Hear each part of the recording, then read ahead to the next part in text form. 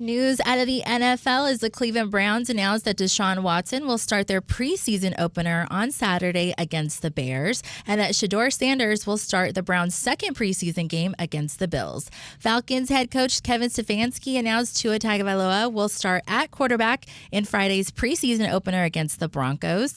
And in the NBA, the Los Angeles Lakers are being sold to Josh Kushner and Bob Iger for a record-breaking $12.5 billion. This only 10 months removed after Los Angeles Dodgers owner Mark Walter bought the team from the Buss family. In the NBA, nine times All-Star Russell Westbrook has retired from the NBA after 18 seasons.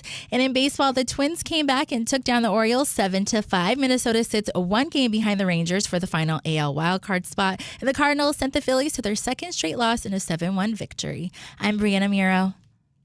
Elijah, put the camera on me.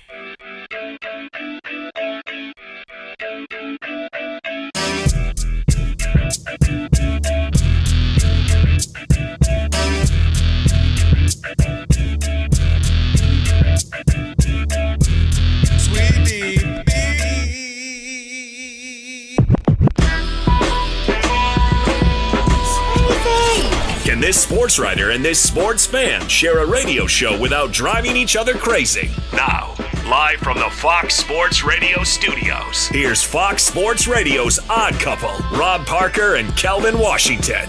Password. Ack, a dack, dack, a ack. Enter, brother. Yes, sir. It is the Odd Couple. Rob G Ephraim Nasty coming to you live from sunny Southern California.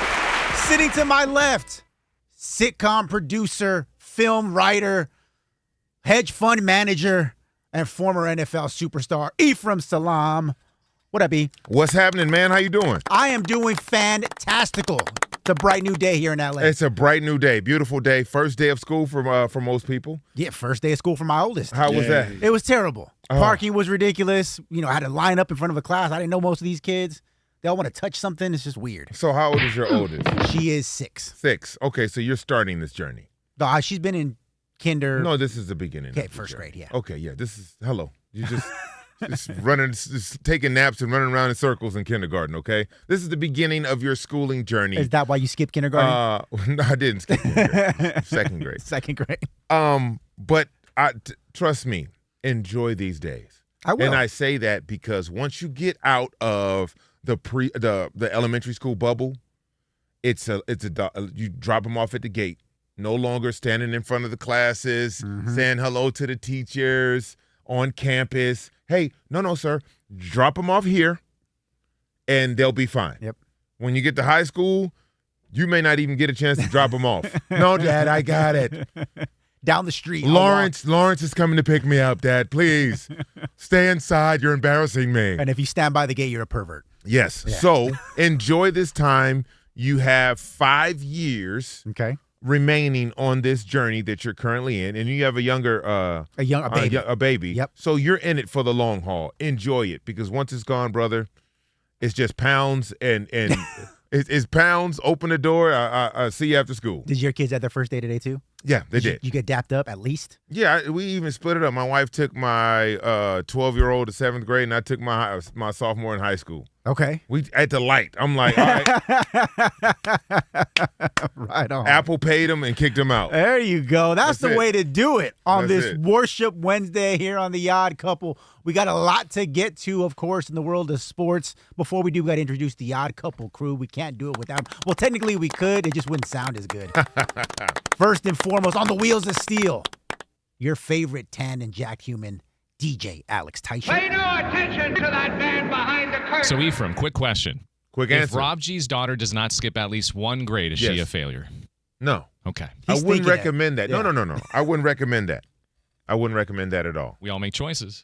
She almost did last year. But they said for her social development, Yes. not skip. She said Yes, intellectually she could have. They told her not to. You should not skip your child unless they need scholastically, if it's moving, way too slow. Maybe just, I don't know, maybe more advanced classes. It's hard to do in elementary. Not a lot of advanced classes in elementary.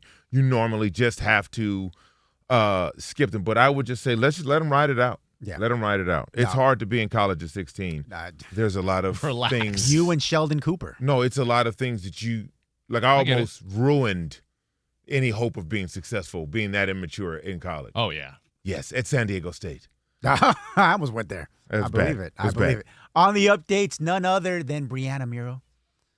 We love Bree. She sent me a text yesterday. Can't wait to see you tomorrow. Good luck. I thought tomorrow was Thursday. It's not. It's not. So I screwed that up. Oh. Shout out to Bree. Bree's here. Hey, Bree. Julian's here helping out in some capacity. I don't know what he's doing because Alex does all the work. But Well, actually, I'm making him work and put a tweet out for you. wow. Heavy lifting back there behind the glass. They're all here ready to roll. We got Glenn Big Baby Davis coming up at the bottom of the hour. Talk to him about your Jaylen Brown slander. What? Come on, man. We'll talk to Arash Markazi an hour or two. So, and of course, in case lest we forget, I don't want to not mention this. It's a big day in the Odd Couple history because tonight is Men TNA night at Magic City. The party that almost got Rob Parker canceled by the NABJ is going down later this evening. We have a segment built around it. All right. Ephraim, I need to get your thoughts on all things going on in the world. Oh, yes. Plenty of Magic thoughts. City.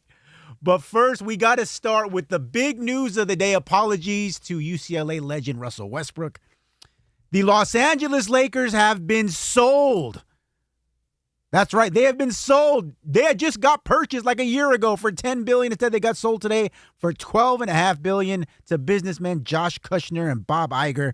If those names sound familiar, it's because Kushner is part of the Trump family tree, and Bob Iger used to run Disney. So those are names you would know and you probably should know. And I'm just going to say this about the whole situation. If you are a Laker fan like myself, like Ephraim Salaam, it's a dark day for us right now. Because history says when you get new ownership in the NBA, it doesn't go well. I believe it was Bill Simmons who coined the phrase new owner syndrome. That is a very real, a very spectacular thing. Most recently, we saw it happen in Dallas. Patrick Dumont comes in. Team had just made the NBA Finals. And less than a year later, Nico Harrison's in his ear like Littlefinger, has him trade away Luka Doncic. Why? Because he thought he needed to shake things up. Before that, Matt Ishbia in Phoenix. Apologies to Bree. She's nodding there in agreement. He shows up. He's like, you know what? I got to make a splash. I got to make something happen. I need to put my fingerprints on this team. Let me trade away Mikal Bridges, Cam Johnson, all of our picks for Kevin Durant. Then I'm going to double down a year after and trade whatever other picks I have for Bradley Beal. They had to dump both of those guys unceremoniously just to get back into the black. And they're probably stuck in play-in purgatory for the next 5 to 6 years because of it. Before that, Joe Tsai in Brooklyn buys the team, and he's like, you know what? I got to make a splash. First thing I'm going to do, I am going to sign Kyrie Irving and Kevin Durant in free agency. KD off an Achilles injury. Kyrie, of course, couldn't predict COVID. That was a whole different ball of wax. But then we did this. I'm going to double and triple down. I am going to trade for James freaking Harden. I think those guys played about 8 games together before it was all broken up again. Alex Rodriguez in Minnesota, a team that just made the Western Conference Finals. He says, you know what I'm going to do? I am going to trade away Karl Anthony Towns because I can't afford to pay the luxury tax. I'm not going to do it. And if you are the Lakers and you have a team that is now being purchased by Kushner and Iger, you have to be very concerned because these guys, much like the previous owners, are going to be hell-bent to do one of two things. One, they're going to be like Ishbia and say, I am going to put my fingerprints on this team.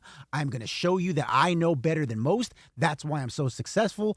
And 9 times out of 10, it's going to backfire. Or number 2, and this is more likely, you're going to be like Alex Rodriguez. You're going to say, hey, I came in to make money first and foremost. I am not here because I am a Laker fan. I am not here because I'm even a basketball fan. I am here because this is damn good business. And if you want to know what kind of businessmen you have coming now in Los Angeles, let me give you some updates, all right? I don't want to get into the Josh Kushner stuff of it because Wikipedia and Google is free. And there's a lot of scandal involved in some of the dealings that he's been involved with and his investment group with his brother. You can look that up yourself. But Bob Iger is the name you probably do know, right? Because everyone knows Disney, everyone knows ESPN and ABC. Bob Iger had to come out and admit publicly that one of the reasons why his tenure in Disney ended so spectacularly with so many box office flops and creative missteps is because he was worried about quantity over quality. That he says, I'm going to keep going to the well for the Marvels, Indiana Jones and the Dial of Destiny, Solo, a Star Wars story, all of these, what do they call AI slop nowadays? Anything he could do to turn a quick buck. He was not interested in making a good product. He was interested in making money. What's different about these guys and the Mark Walter situation is when Mark Walter came in with the Dodgers, the expectation from the Dodgers was, hey, we've already seen what this guy can do.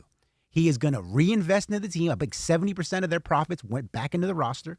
He is going to put people in place to make a smart team using the the Lakers brand the same way he did for the Dodgers. These guys, these two in particular, have shown they are more interested in the bottom line than anything else. So if you're a Lakers fan, the idea that now, hey, we're $12.5 billion. We've got the deepest owner pockets in basketball. Pump the brakes. It's not going to be good. You wanted to start the day on a somber note. It's a tough day. It is a tough day to be a Laker fan. Mm-hmm. I felt weird about it. I was riding into work this morning, and they were talking about, like, the prompt was, or the tease was, a franchise sets the all-time mark for American-based sports franchise, the Los Angeles Lakers. And I was like, oh, well, I mean, that was a year ago. Yeah, did that a year and a half ago. That was a year ago. It was $10 billion. And it was like $12 billion. And I was like, well, what is this? And then they come on and they say, hey, the Lakers have just been resold to Bob Iger and Kushner for $12 billion. And I swerved a little bit in the car, like, oh, snap, what is happening? And then I got to work. I went into my office, and I shut the door and drew the curtains and sat in the dark as I was staring at my phone and doing some research into the people who bought the Lakers because, as fans, all we want is the best. Sure. We want an owner that understands the team dynamic, understands the brand, number one. Yep. And what you can and can't do with said brand. Sure. And I am not confident in any of that. I know Bob Iger is a huge basketball fan. Sure. He's a Clipper fan. Which makes no sense. Right. Don't know how you can be a huge basketball fan and a Clipper fan at the same time. Don't know. Maybe this is his diabolical plan to tank the Lakers and add value to the Clippers or mystique to the Clippers, sure, which nothing on planet Earth can do that. That bet has already been made, and you're just lying in it. Sorry, Clipper fans. Sorry, Monty. I had to do it. I had to use you. I'm in such a bad place. Hurt people. Okay. I'm not happy. Okay. I'm not happy about it. I was excited about the previous ownership group because I did, as a Dodger fan as well. I saw exactly what they were able to do with the Dodgers. It held firm to team first, right? Bring in the talent, spare no expense. Let's build something championship worthy. And I was looking forward to that. I have zero idea where the new ownership group wants to take the Lakers, believe the Lakers can go, and even what to do with the Lakers. That is bothering me. I'm having chest pains as we speak. As you should. Because this is not even just we're talking about the Lakers, of course. This is not a Lakers-centric issue. This is something that's going to keep happening more and more frequently as you start to see the old guard basically age out. Right, the Jerry Buss, of course, and his family being down. Yep. Even in baseball with the Steinbrenners, is the guys who bought these teams back then were like, hey, I love this team. This is going to mean something to me. Now, they weren't always successful, but it mattered to them, whether they won or lost.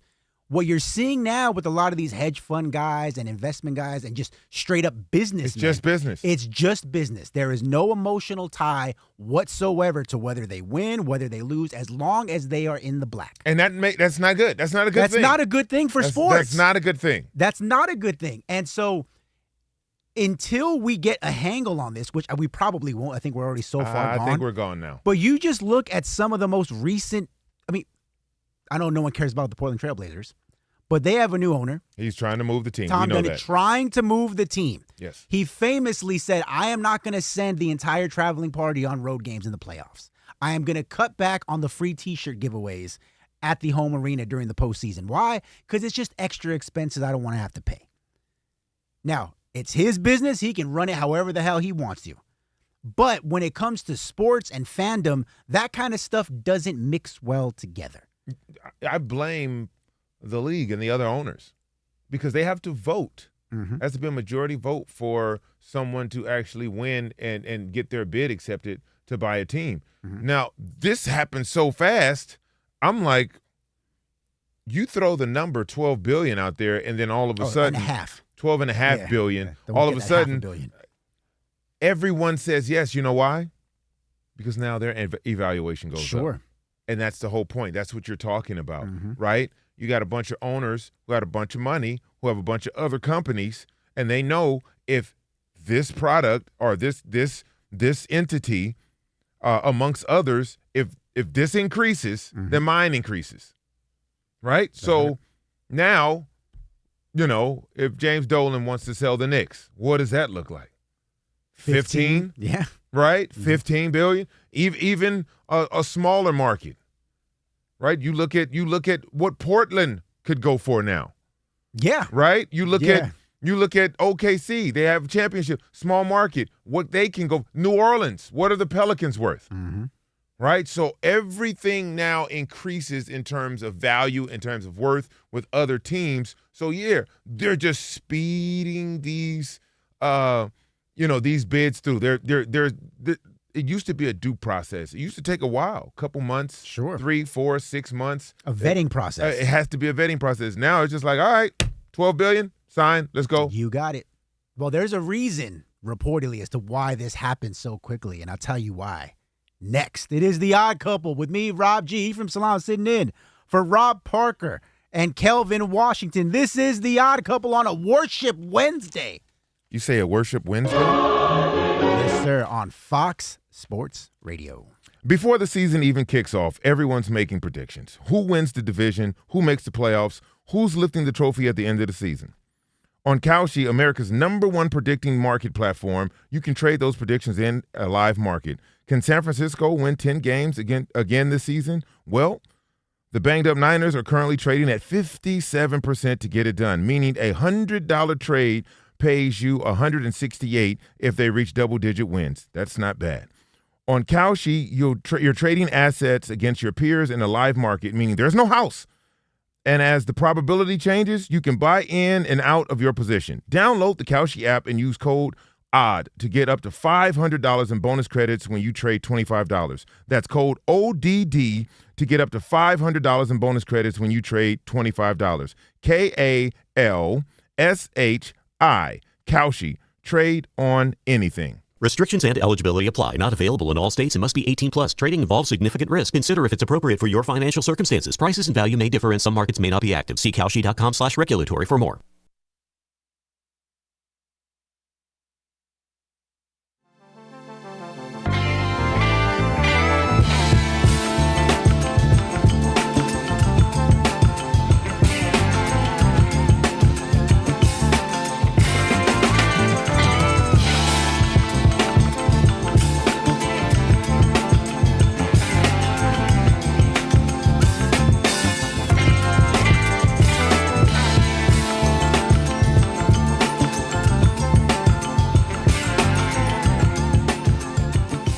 Shaquille O'Neal has been making some media rounds this week. I don't know exactly what for, but I saw him on multiple outlets. And one of them was on the USA Today sports podcast, like a 10-minute interview. And naturally, one of the questions was about LeBron James and his move to Philadelphia. take a listen to what Shaq had to say about, number one, LeBron going to Philly, but number two, his long-term legacy with the Lakers. Take a listen. The good thing for LeBron, he did win one. Didn't win one. But, Kareem got 6, Magic got 5, Kobe got 5, I got 4, Rambis got 3. So, he's at the party, but he's not on stage. Damn! Shots fired at the king. He's at the party, but he's not on the stage. That's like me at Tao in Vegas. I'm in the club, but I'm not in the VIP section. Can't afford it. But here's the thing. Shaq is right. 1,000%. Shaq is so right he can't turn left. He's driving on a NASCAR track right now, just going in circles. Because everything he said about LeBron James and his tenure in LA is accurate. Now, you can appreciate what LeBron did in LA, bringing a championship there in the bubble. What he did to help, we'll say, resuscitate a franchise that was at their lowest point in a long time. Mm-hmm. But if we're going to be honest about it, 1 championship, 2 Western Finals appearances, 3 play-in tournaments, 3 first-round exits, 2 times swept out of the playoffs, 2 times missing the playoffs entirely, does not make you a Lakers great. Does not put you on the podium with guys like Magic and Kareem and Shaq and Kobe. What LeBron did in LA can be commended, and it's good enough for a franchise for like the Raptors or the Mavericks, but not in Los Angeles. You know that because you're a Laker fan.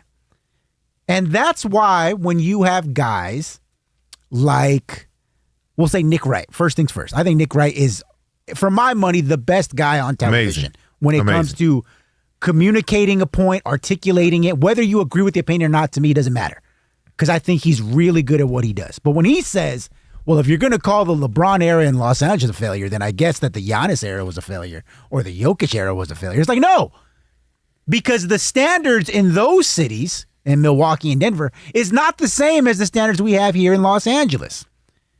Jerry West might be the 6th or 7th greatest Laker in NBA history.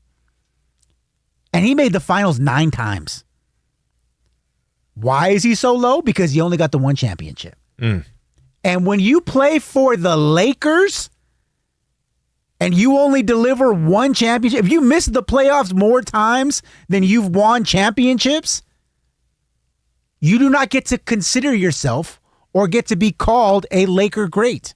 So when Shaq says, yeah, he's at the party, he's in the room, he got an invite to the reception, but he ain't sitting at the head table, he is so right about LeBron in his Lakers era. Look, I'd love to sit here and argue with you Okay. just for the purposes of, the odd couple. But I can't because, number one, I'm a Laker fan. Mm-hmm. Number two, you're right. When you talk about greatness and you talk about the purple and gold and the Lakers, and you look at the names that are on the stage, right? You look at how they dominated the league. Mm-hmm. And, LeBron James came and brought us back from obscurity. We were struggling. And he came in and, for all intents and purposes, I thought we were going to win the NBA championship in 2020, whether the world turned off or not. I agree. Yep. That's the level that they were playing in March, which is, we only had 4 weeks left of the season, essentially. They were the best team from opening night period to the end of the season. And it wasn't even close. Yeah. It wasn't even an argument. Mm-hmm. No one was arguing that. Right. And so they were the favorite to win the championship that year anyway. And so I appreciate that. Now, I'm a little upset with the Lakers organization for breaking that team up.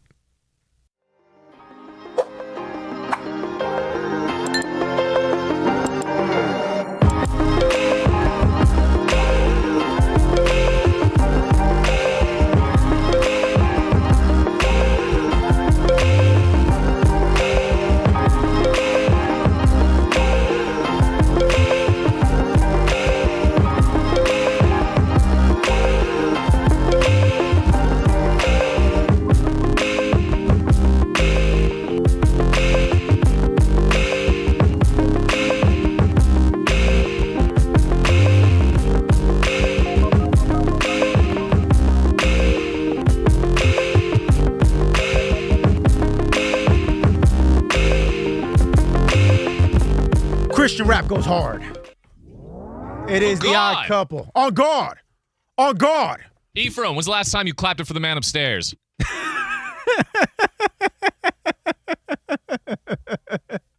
You don't got to answer that question. It is the odd couple with me, Robert Garrett, Rob G, Ephraim Salaam, sitting in for Rob Parker, Kelvin, Washington. I want to let you know, check out the YouTube channel. We are live right now. You can watch us live on YouTube. I just mentioned that. Just search on Odd Couple FSR on YouTube. Hit the subscribe button. After you're done that, tap the thumbs up icon. Shout out Josh Hart. Comment away.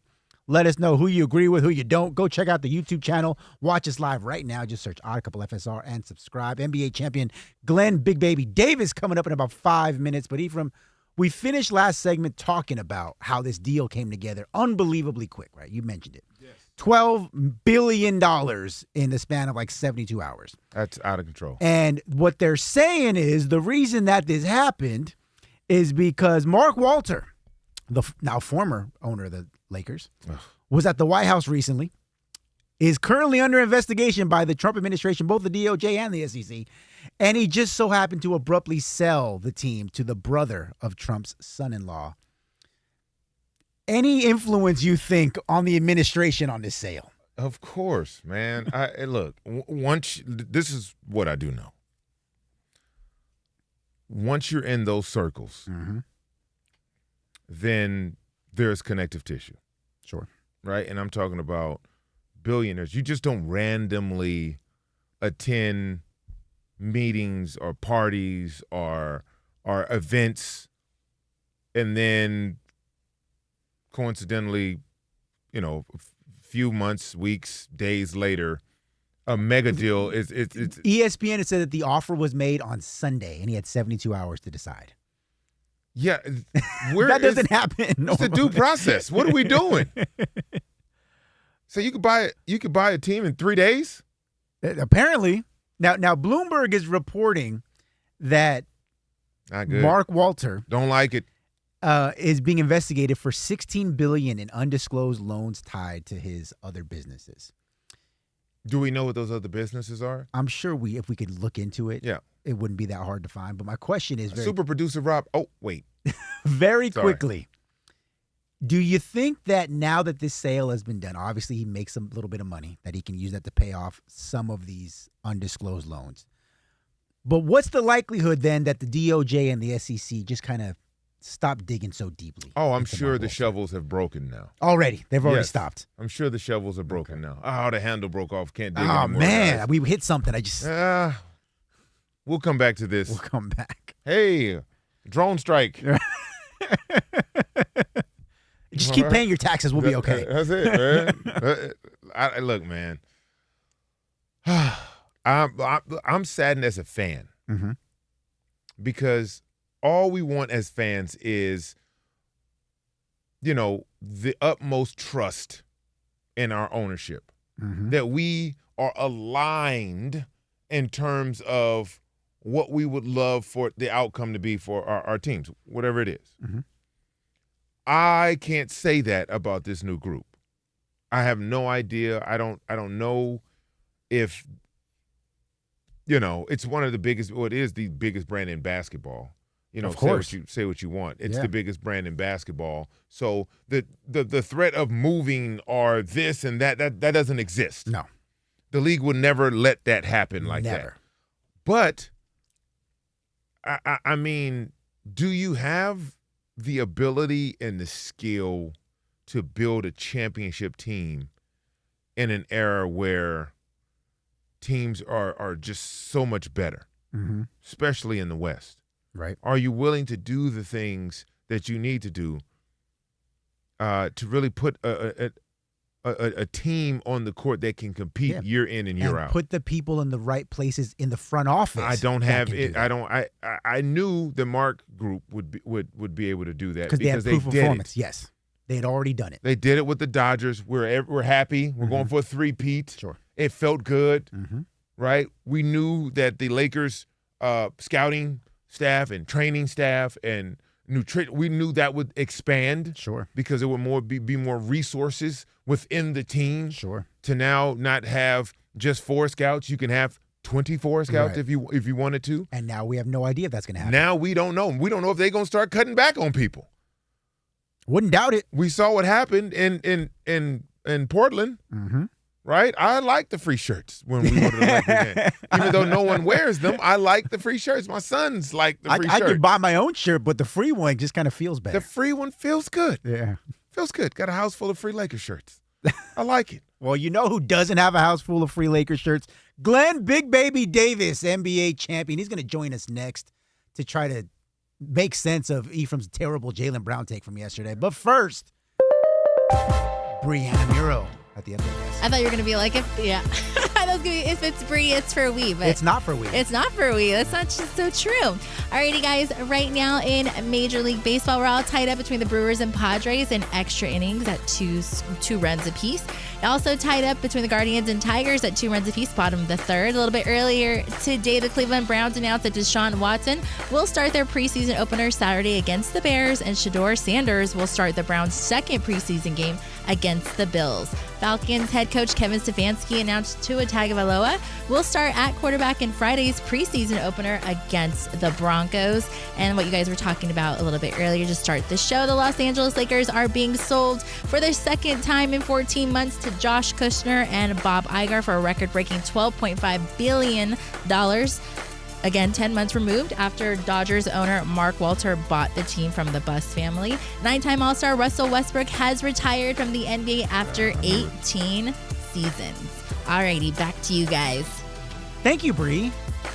If it's Bree, it is for we sometimes. There we go. Not always, but sometimes. Sometimes. Most times.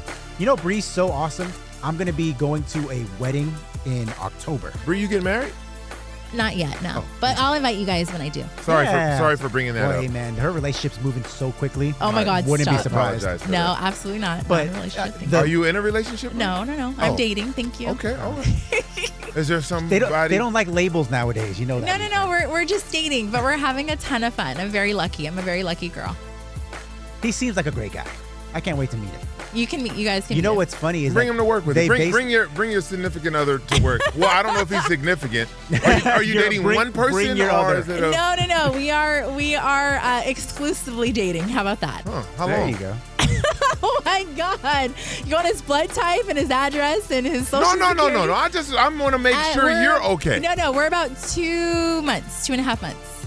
So we're in that like happy honeymoonish fun phase. You know what I mean?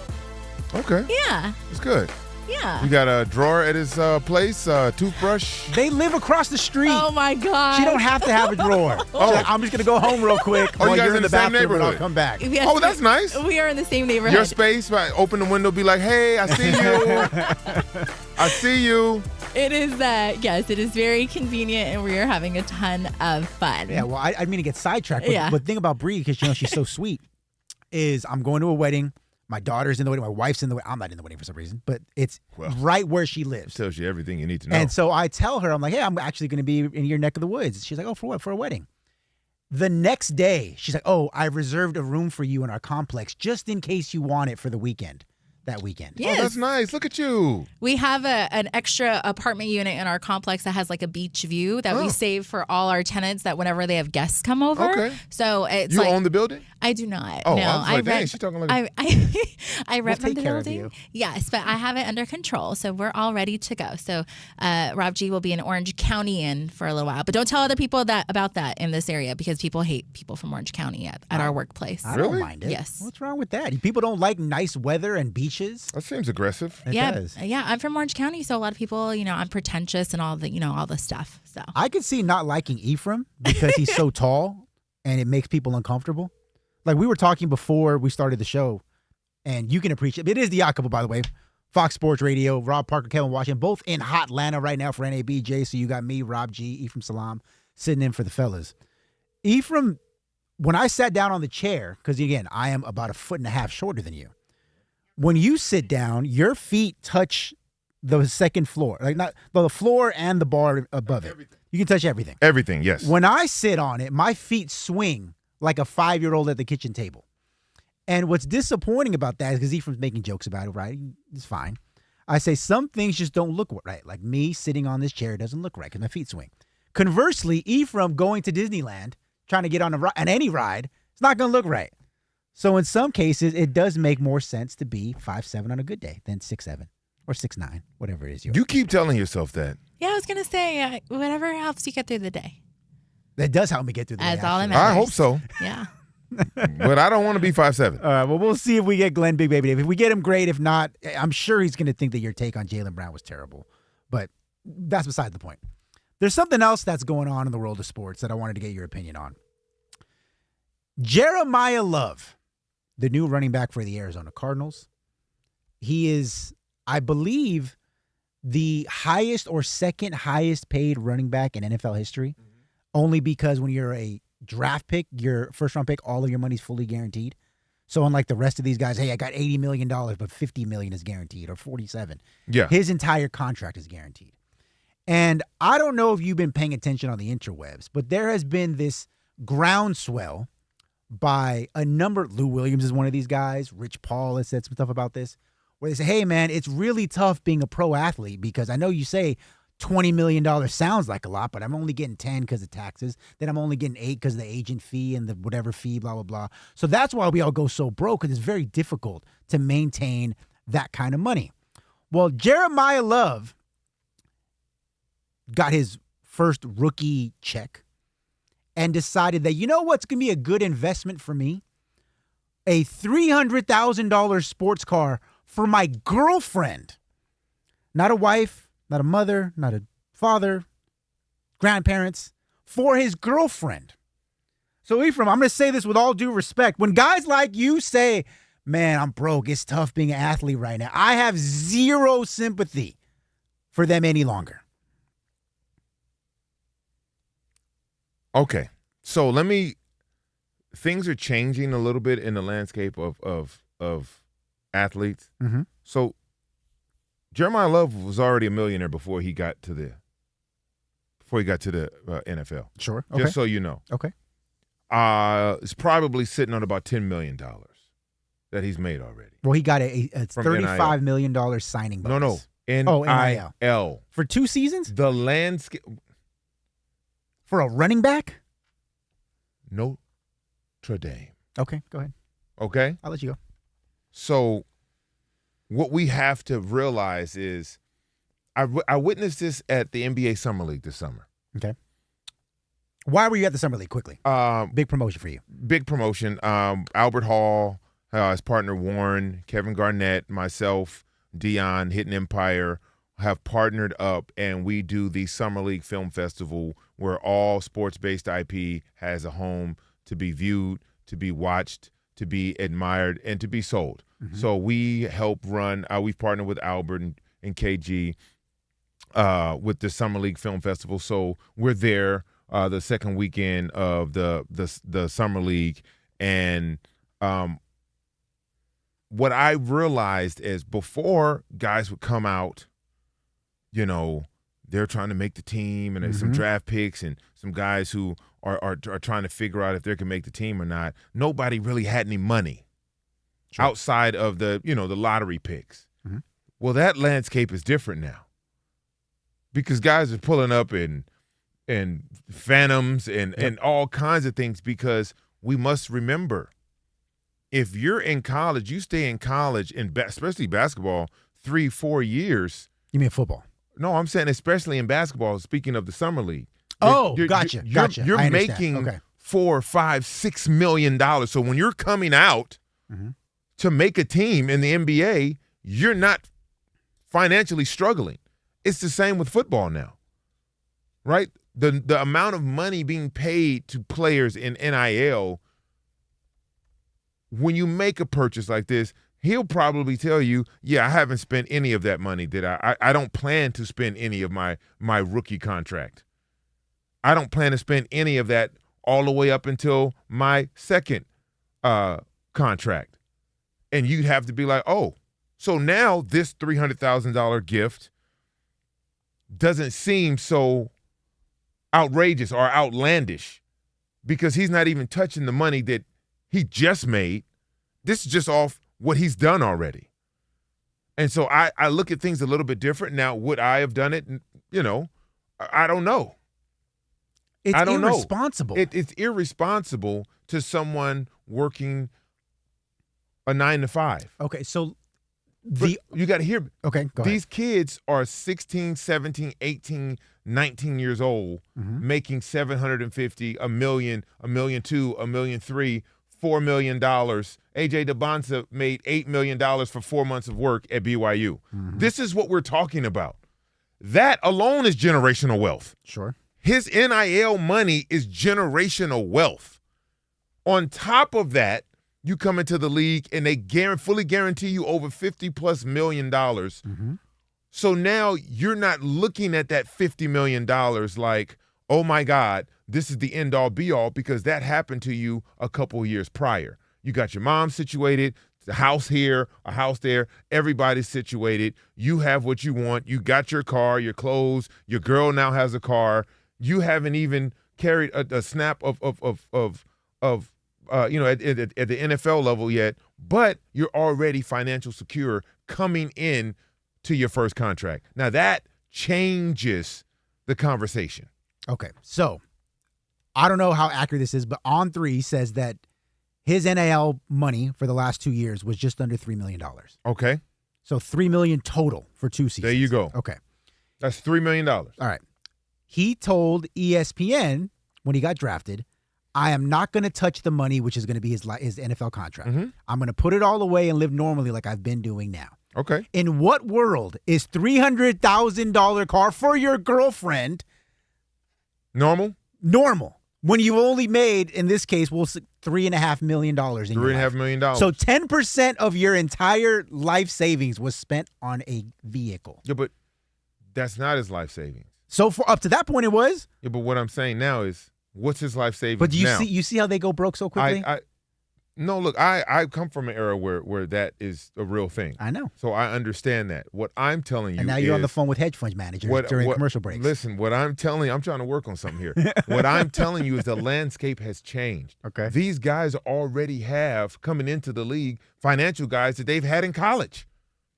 They're now more financially literate in college because it's part of the programming with NIL. Okay. So this is my first. Right, remember agents used to give you $100,000. You got to pay them back. No one ever gave me. I don't remember, but okay, I know what you're talking about. You understand the stories of that. Yes. Right, that's dead now. That's no longer a thing. Now, look, is it irresponsible to buy a $300,000 car? Yes.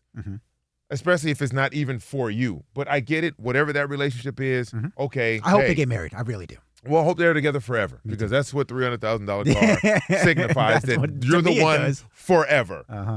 But what I do know is very few players who come into the league with a girlfriend, stay with that girlfriend, and marry that girlfriend. It happens, not a whole bunch. But these guys are financially literate, okay? They've already invested.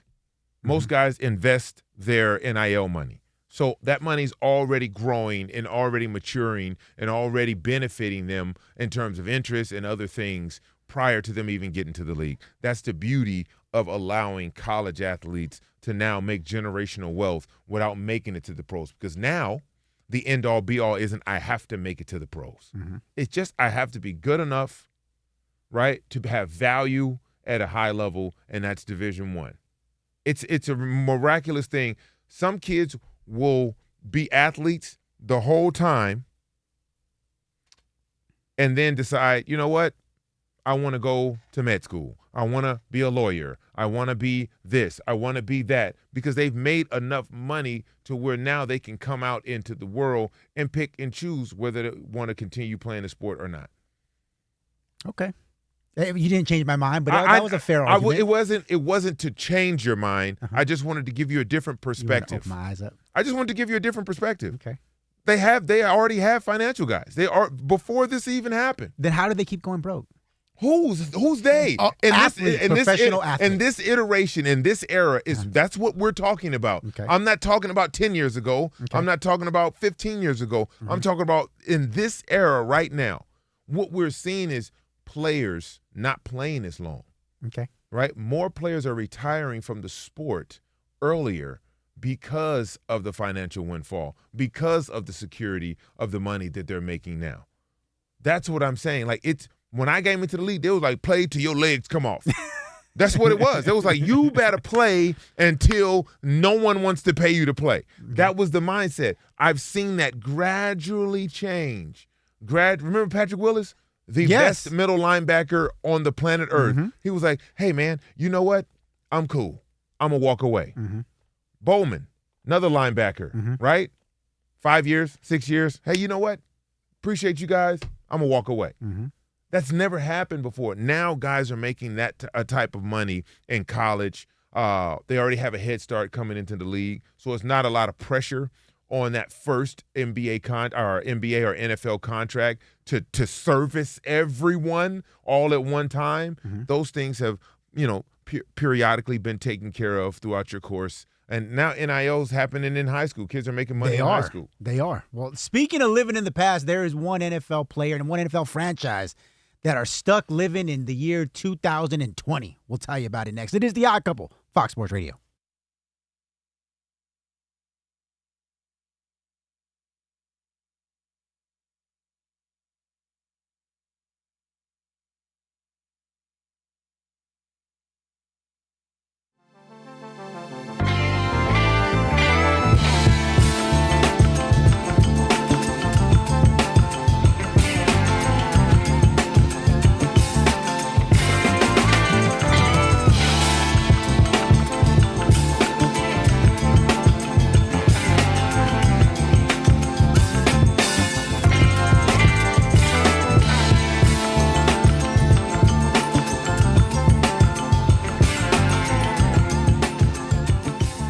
So we talked about the opening week games. Opening night, we mentioned Celtics at Pistons, Sixers at Knicks, Thunder at Spurs. You go to Christmas Day.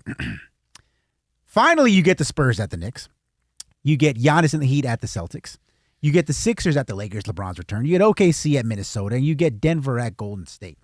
One game that you do not see, because again, historically, one of these games, opening night, Christmas Day, some kind of rivalry game, some kind of big return, talking about Shaq and Kobe, LeBron's return to Cleveland, in this case, LeBron's return to the Lakers. One game you did not see on any of the marquee matchups, Jaylen Brown's return to Boston. And I know you know this, but in case you didn't live in a rock, Jaylen Brown has made it very clear this past summer that he felt disrespected by the Celtics, that the trade haul was not good enough. Of course, they took on the albatross of Paul George's contract and only one first-round pick for an MVP caliber player, right?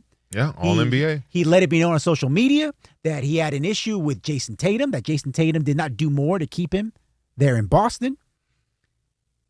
And yet, Adam Silver and the powers that be have decided again, first during that whole trade season and now here in the real season, that Jaylen Brown is not important enough for us to waste our energies on. That when it came time for him to get traded, you had anonymous executives saying, you know what, he's probably less valuable than even Derek White. You know what, if we were really breaking it down, yeah, he gets numbers, but one anonymous GM compared him closer to Brandon Ingram and DeMar DeRozan than a real MVP, All-NBA caliber player. And now the schedule makers have decided that you're so upset about what happened there in Boston, and this should be a huge get-back game for Jaylen Brown and his return to Boston. And instead, they're like, you know what? We'll probably do that like on a Tuesday in January and not give you one of these marquee matches. What do you make of this whole situation that Jaylen Brown has not gotten the star treatment in the NBA?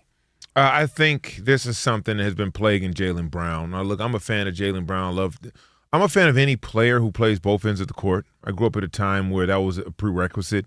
Growing up playing basketball, playing AAU, playing in high school, I was always coached and taught, you can score 30, but can you stop somebody from scoring 30? So I'm all for players who decide that, yes, I'm going to play both ends of the court the entire season. Right. I have a lot of respect for him for that. Now, how he handled his situation in Boston, some of those, strings that he left out there for people to start pulling on, it kind of unraveled that situation. Now, I'm not a fan of that. Now, everybody has a voice. He has his own streaming system and all the Twitch or whatever it is, and he can tell you in real time what he feels. And sometimes when you tell people in real time what you feel, you rub them the wrong way. Yep.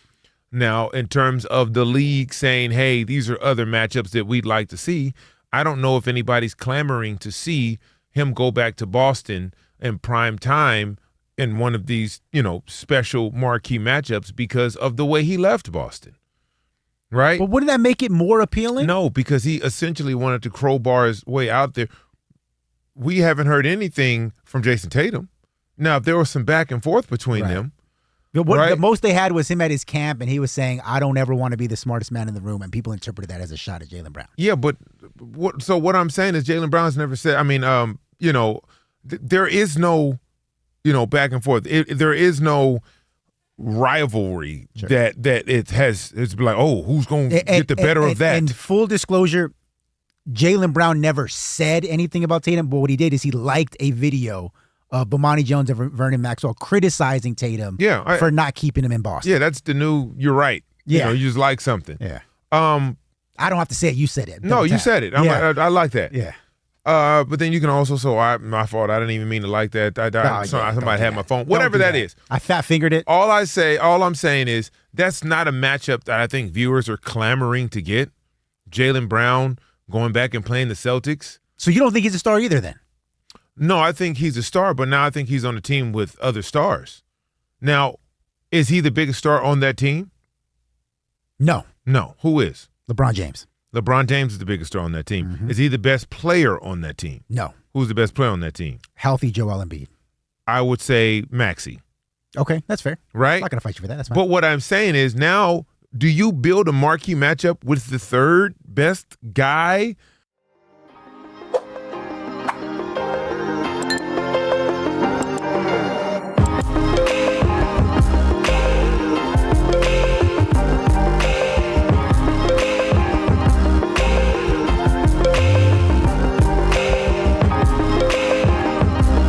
I don't know if we can play that song right now. You heard what I heard during the commercial break. Ephraim Salaam is not someone you want to mess with. Let me tell you that. Man, get out of here with that.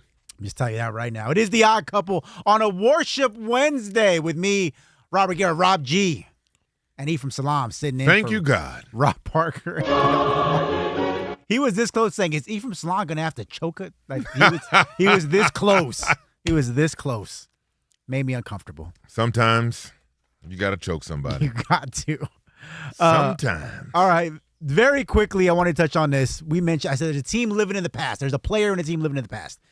And that would be none other than Kansas City Chiefs tight end Travis Kelce, Mr. Taylor Swift. Was talking about, hey, this could be your last season. We don't know.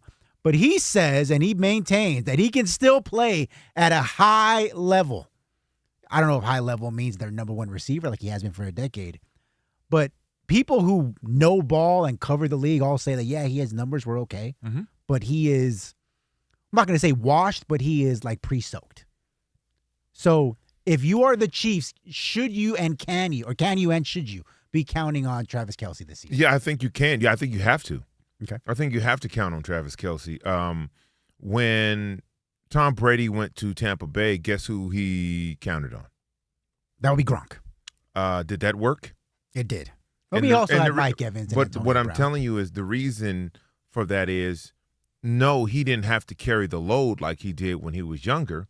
But on 3rd and 7 in the slot, who are you throwing the ball to? Right? It's going to Gronk. Every time, no matter what, because you can't if cover I need him. to move the chains. You can't cover him. He's too big. You can't put a safety on him. He's too physical, too fast. Kelce fits in the same.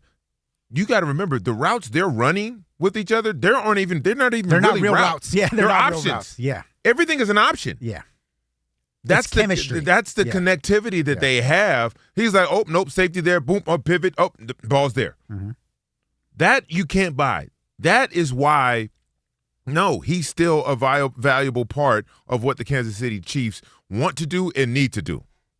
They better hope so, because if he cannot be, Rashee Rice always in the police blotter, Xavier Worthy's getting hurt all the time, it could be rough sailings in Kansas City.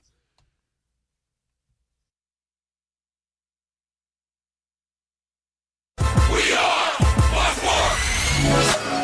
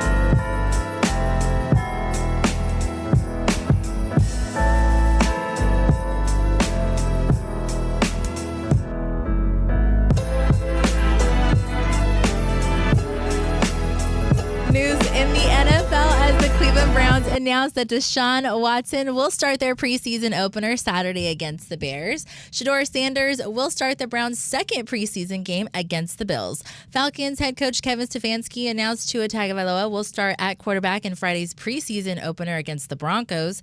In the Broncos land, head coach Sean Payton announced that Bo Nix will not play in Friday's preseason opener, but will play the final 2 games. In the NBA, the Lakers are being sold a second time in 14 months. This time they're being sold to Josh Kushner and Bob Iger for a record-breaking $12.5 billion. In the NBA 9-time All-Star and 2017 MVP, Russell Westbrook has retired after 18 seasons. And in baseball, the Rockies beat the Diamondbacks 6-4. Corbin Carroll hit his 100th career home run. The Cardinals sent the Phillies to their second straight loss in a 7-1 victory. And I'm Brianna Miro.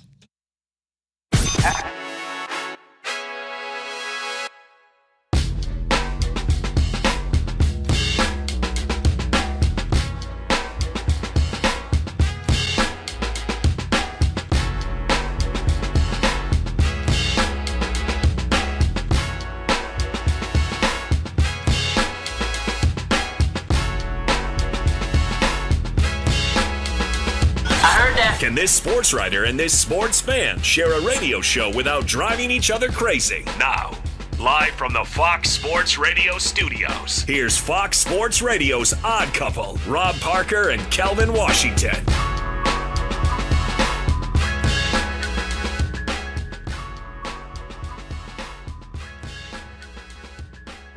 That's right. It is the Odd Couple Hour, number 2 on a Worship Wednesday with me, Rob G Ephraim Salaam, sitting in for Rob Parker and Kelvin Washington.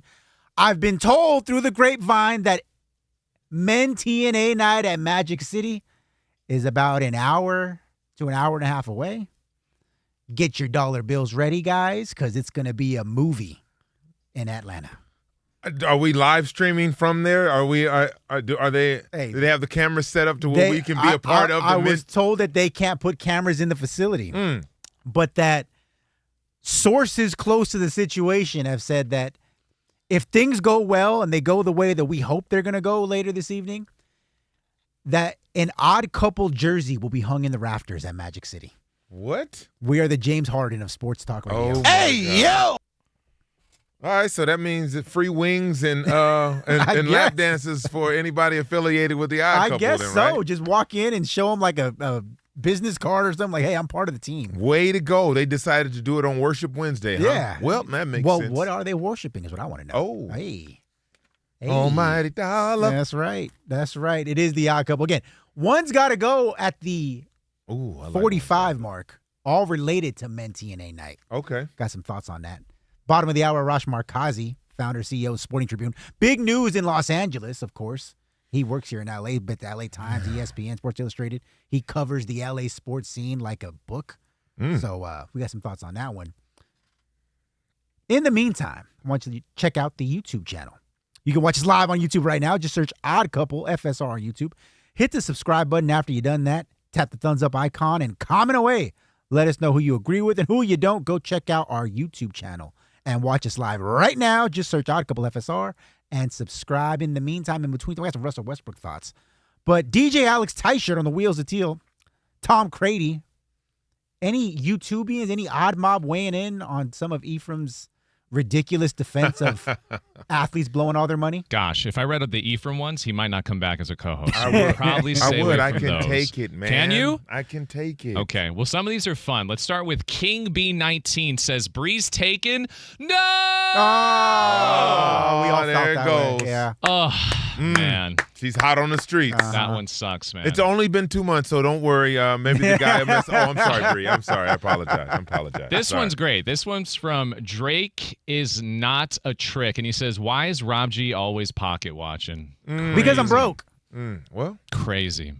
If you say that's a choice, I will Ephraim, I is didn't being jump taken down a off choice? this chair. I didn't say Tell me, Ephraim, anything. Is it a choice? Did you say you're jump down Yes, off the chair? I will jump down off this chair. People don't understand just how big this chair is or how small he is in the chair. But someone who's close to the show and who has evidence of that, our man Elijah. Oh gosh. Just he puts it up on the YouTube. Just posted something where little man is swinging in his big boy chair. Aww. Like, how as a full-grown adult can you put your feet on the seat of a chair I said you're sitting in? We need a foot cam for Rob G. He has said that. Alex has said, "Hey, want a foot Elijah, cam. we have the camera right there. Can we put another one right there and watch his feet swing?" Is what he said. It's just I looked over. You see, my legs are spread out because I have to unfold these things, and he's sitting there talking to me, swinging back and forth with his legs up on the lip of the chair. I was like, this can't be real. I'll leave you with one more. This one's funny. So there was some back and forth in the chat, and if you guys aren't live on YouTube, just go search Odd Couple with Rob Parker and Kelvin Washington. We're live every single day on there. You can see our beautiful faces. That's right. And the Take and Breathe face for right now. This one's funny. So there's been people going back and forth, and this guy, Damian G44, said, bruh, you're arguing with the commercial break video. You're a smart guy. There are people who argue with the commercial break videos. They do. Because during the commercial break, it'll be like old snippets from the show or other shows. Yeah. And they're arguing with that. Well, it happens. Yeah. It happens. Yeah. It's tough. All right. It's our job, man. That is our job. Well, you know who doesn't have a job anymore? But this one's by choice. All right. He didn't get fired. He didn't get fired on his day off. UCLA legend Russell Westbrook has officially announced his retirement from the NBA. Clap it up one time for Russ, for the Brody. And when I saw the news come across the ticker, of course, got lost a lot of the Laker news, of course. My first thought when I read it was, it's a shame what's happened to Russell Westbrook and the discourse surrounding Russell Westbrook. Because I am a Laker fan, you're a Laker fan. We lived through the Russell Westbrook experience. Yes, we did. It was not fun. It was not good. It was very difficult. It really very tested uncomfortable. It tested your patience in a lot of ways. I totally agree with you. However, I maintain that the reason why Russell Westbrook, especially in the last 4 or 5 years or so, has become a punchline to a lot of people, especially on NBA Twitter, is because specifically he played with LeBron James. And it's not LeBron's fault specifically. It's not anything that he did or didn't do publicly or maybe even privately that I know about. It is that LeBron James has a sea of sycophants, both on television, radio, podcast, print media, what have you, that are very quick to give him the credit when things go great and even quicker to blame somebody else when they don't. Okay. And because Russell Westbrook and his style of play is very loud, when he makes a bad play or he misses a shot, it is also very loud. He does not just miss a shot softly off the front of the rim. He will hit the side of the backboard, right? He will not just turn the ball over in the flow of the action. He will turn it over with about 45 seconds left in a 2-point game, right? Because he plays the first 47 minutes just as hard as he plays the last minute. And sometimes that's great. Sometimes it is absolutely horrible. But because he played with LeBron James and because he played with the Lakers and because that tenure ended so spectacularly, the last few years of Russell Westbrook's NBA career has been people taking pot shots at him, people poking fun at him, anonymous scouts, GMs, and coaches calling the Miami Heat and saying, if you want to win, you do not bring this guy to your franchise. And because of that, people have completely forgotten that Russell Westbrook, right now, amongst all-time NBA point guards, is first in points, first in rebounds, first in triple-doubles, fourth in assists. He and LeBron James, the only two players, the only two in the history of the NBA to have 25,000 points and 10,000 assists. People forget, again, because of the way things spiraled out of control here in LA, that from 2016 to 2021, he averaged 26, 10, and 10 and made the triple-double a normal occurrence on a Tuesday night. His net rating was plus 6.7. So for all the crap people gave him about running around like a chicken with his head cut off, his teams were demonstrably better when he was on the court doing his thing than when he wasn't. He only played 65 games with the Washington Wizards, and yet he has shattered their franchise record for triple-doubles. He had 38 of them in 65 games. Wow. So while he may not be LeBron James, he may not be Kobe Bryant, Michael Jordan, Russell Westbrook is a damn good NBA player, or was a damn good NBA player. He is arguably between the third and the sixth greatest point guard who ever lived. He is a first ballot, no doubt about it, rock solid Hall of Famer. But again, playing in Los Angeles, playing with LeBron James, didn't go very well. He became a punchline. And I think that is wildly disrespectful, and it's unfortunate that a player of his caliber is going to ride off into the sunset with his tail tucked between his legs. Now, number one, he's not. His tail's not tucked between his legs. The way he's talked about, it is. Okay, that's he would have to tuck his own tail. Sure. You get what Maybe I'm that's a saying? bad example. Okay. Don't do that My because bad. That's my fault. we don't want to be disparaging to him and how he feels about his retirement. Okay, that's fair. I will say this: styles make fights. Mm-hmm. Now, you would think a prolific scorer of the ball, a rebounder, and an assist can fit anywhere on the planet Earth. You were right about what you said about him playing the exact same way, tip off all the way to the last 2 minutes of the game. Mm-hmm. You were also right about his passion for the game. The one problem I had, and it was a glaring problem for me when he came to the Lakers, it was understanding the flow and the moment of the game, right?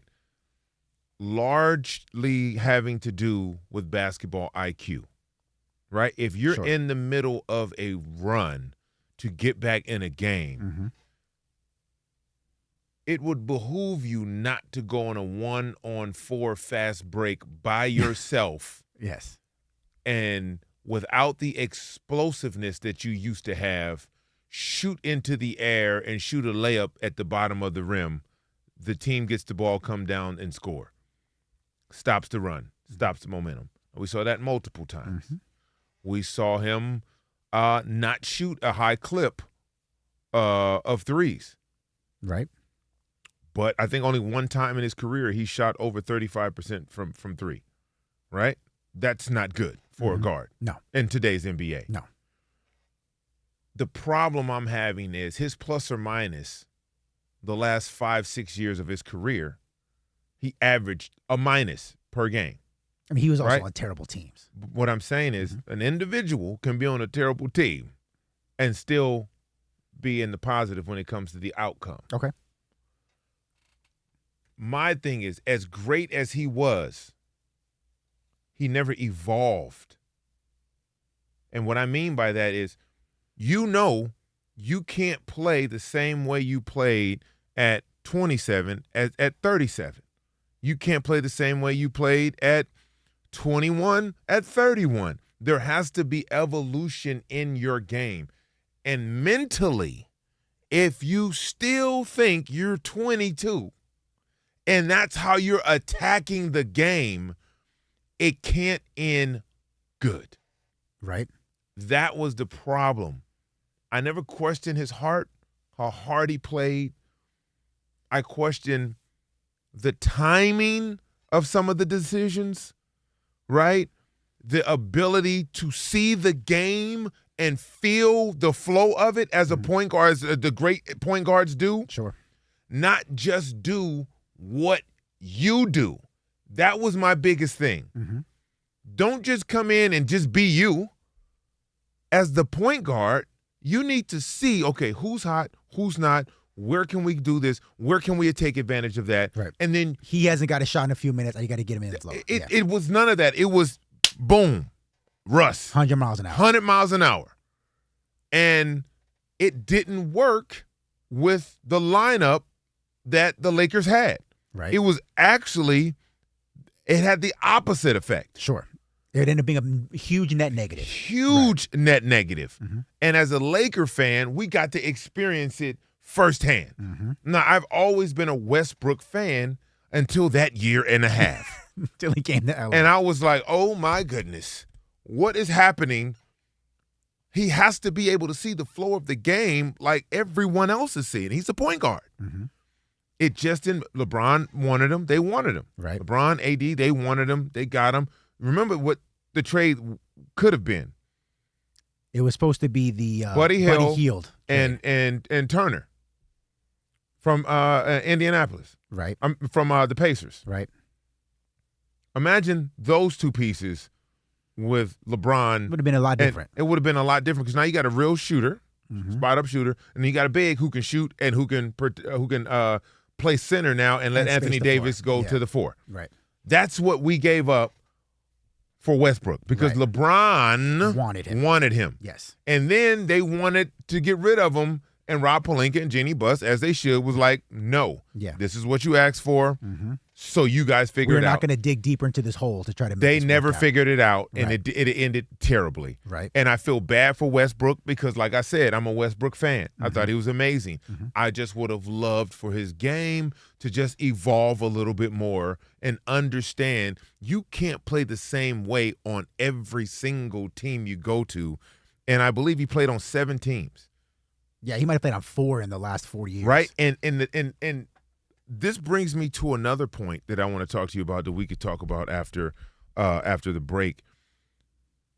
Never before have we seen all-time great players play for so many different franchises. To me, that's troubling. Now, the new apron, the second apron is new. It's brand new. It's been around for 2 years now. And so that's not the reason we're seeing these players play so many different. And these are all-time. These are first ballot Hall of Famers playing on 5, 6, 7 teams. It makes no sense.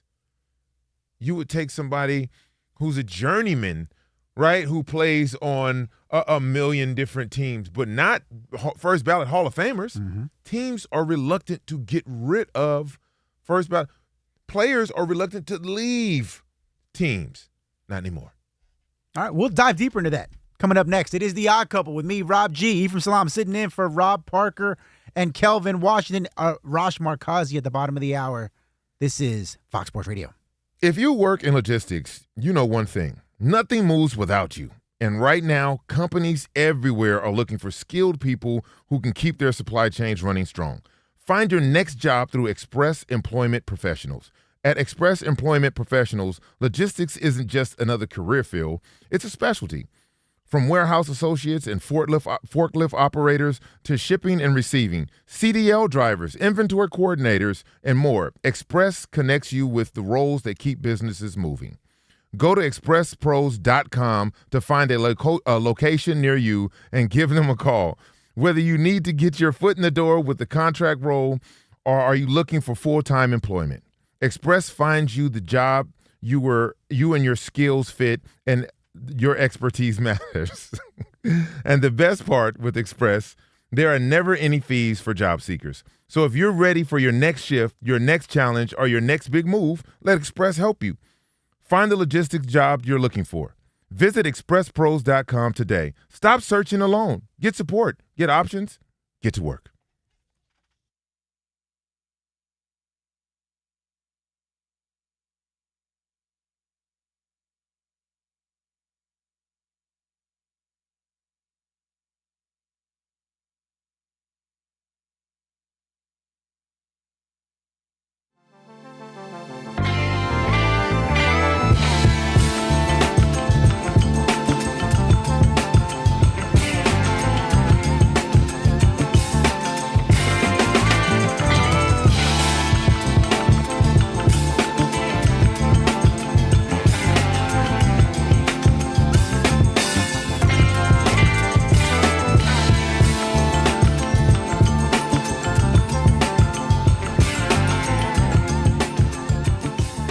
NBA opening week has been announced, all the national games. Love it. I want to focus specifically on opening night. Okay. Okay. It opens up 3 p.m. Eastern for whatever reason. Celtic. Wait. 3 p.m. Eastern? Yes. What? Celtics. What day is that? It's on a Tuesday. Oh, my. No, stop. Hey, you ain't putting kids in school either. You didn't 3 think, p.m. you Eastern. You didn't think schooling was important? 3 p.m. Eastern. Yes, 3 p.m. Eastern. That's noon. Yes, Here. noon, 12:30. A game is on. Celtics at Pistons. Okay. Shout out Adam Silver. The nightcap, Thunder at Spurs. Mm-hmm. The primetime game, Sixers at Knicks. Okay. And I don't know about you, but I got a problem with that. Because Adam Silver and the NBA at large continues to refuse to promote the next wave of stars the way that they should. Ah, that's a good point. Okay. They have been stuck on the LeBron, Steph, KD era for 20 years now. God forbid you mention, hey, SGA, back-to-back MVP. That team statistically has been the best team in the league now for about 2.5, 3 seasons. Maybe we should make them the marquee matchup. Or, since it is, we're going to celebrate the New York Knicks. It's ring night, the greatest team in NBA history, the playoff Knicks. Maybe we should have a finals rematch and put the next big thing, Victor Wembanyama, in New York to take on the New York Knicks. But no. Instead, my guy Adam Silver latches on to LeBron James once again, knowing full well that for all the pomp and circumstance, for all the celebration regarding LeBron James, his teams have not really been in the mix at all for the last 5 years. And it's not like he hasn't had talent yet. Anthony Davis, of course, Luka Doncic most recently. Won a championship with Anthony Davis. He did. So go ahead. But after that, he's been out in the first round a couple of times, missed the playoffs a couple of times, got swept out of the playoffs a couple of times, and yet they continue to promote him, and to a lesser extent, Steph Curry and Kevin Durant, and make them the faces of the league, rather than getting with the times, having a forward-thinking mindset, and putting out the next wave of stars. Which is? Victor Wembanyama. Victor. SGA. Okay. Anthony Edwards. Okay. Why on earth has Adam Silver and the powers that be decided that they would rather give us the hypothetical supposed rivalry matchup here between Philadelphia and New York when those two teams have only met in the playoffs twice in 50 years? What rivalry is there to promote outside of come see LeBron James against the defending champions? Make it make sense. Well, I will. The reason that they're still riding the coattails of these great players that you mentioned, most notably LeBron James, is because that's what the people want to see. The fans want to see that. Adam Silver is aware of the metrics, aware of viewership, aware of all of the ratings for everybody. They understand. You got to remember, Adam Silver begged LeBron to make a decision so they can make the schedule. This is the reason why. If LeBron is in Golden State, then it's Golden State versus the Lakers on opening night, right? If LeBron goes to, wherever else, it's that team. Because he understands people still revere and love or hate watch LeBron James. Okay. Now, him going to Philadelphia, which is a stone's throw from New York. Which he's apparently going to live there, right? Is what they said. That in itself is must-see TV. We want to see that. We want to see Brunson and LeBron and Kat and Jaylen Brown and Embiid. Like, we want to see that. So he's giving the fans and the people what they want to see. Now, you may be irked and you may be like, it's time for the Young Bucks. But out of all of those players that you mentioned, Anthony Edwards, Shea, and Wemby, who's box office? Who's must-see TV? Wemby. Right? Wemby They is just had the highest ratings in the finals. That's what I'm saying. Wemby years, is one of the only ones out of those three. So who else?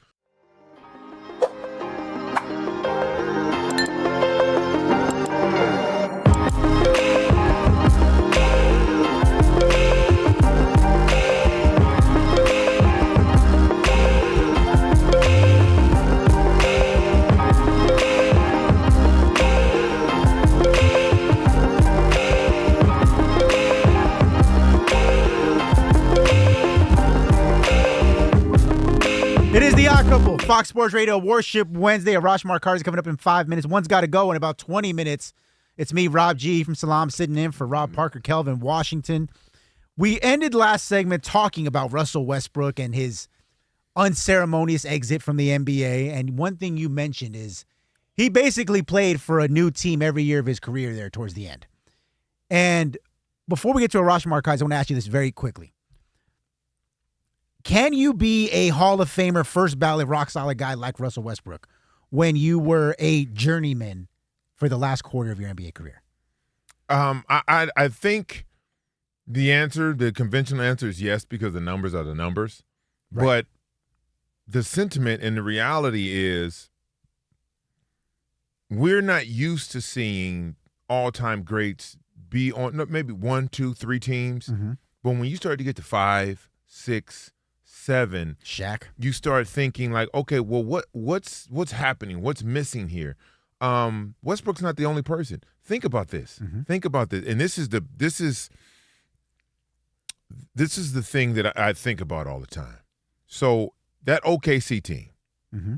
you had KD, James Harden, yep, Westbrook, yep, a trio that you can build a franchise around for a trio of MVPs, 2 decades, mm-hmm. right?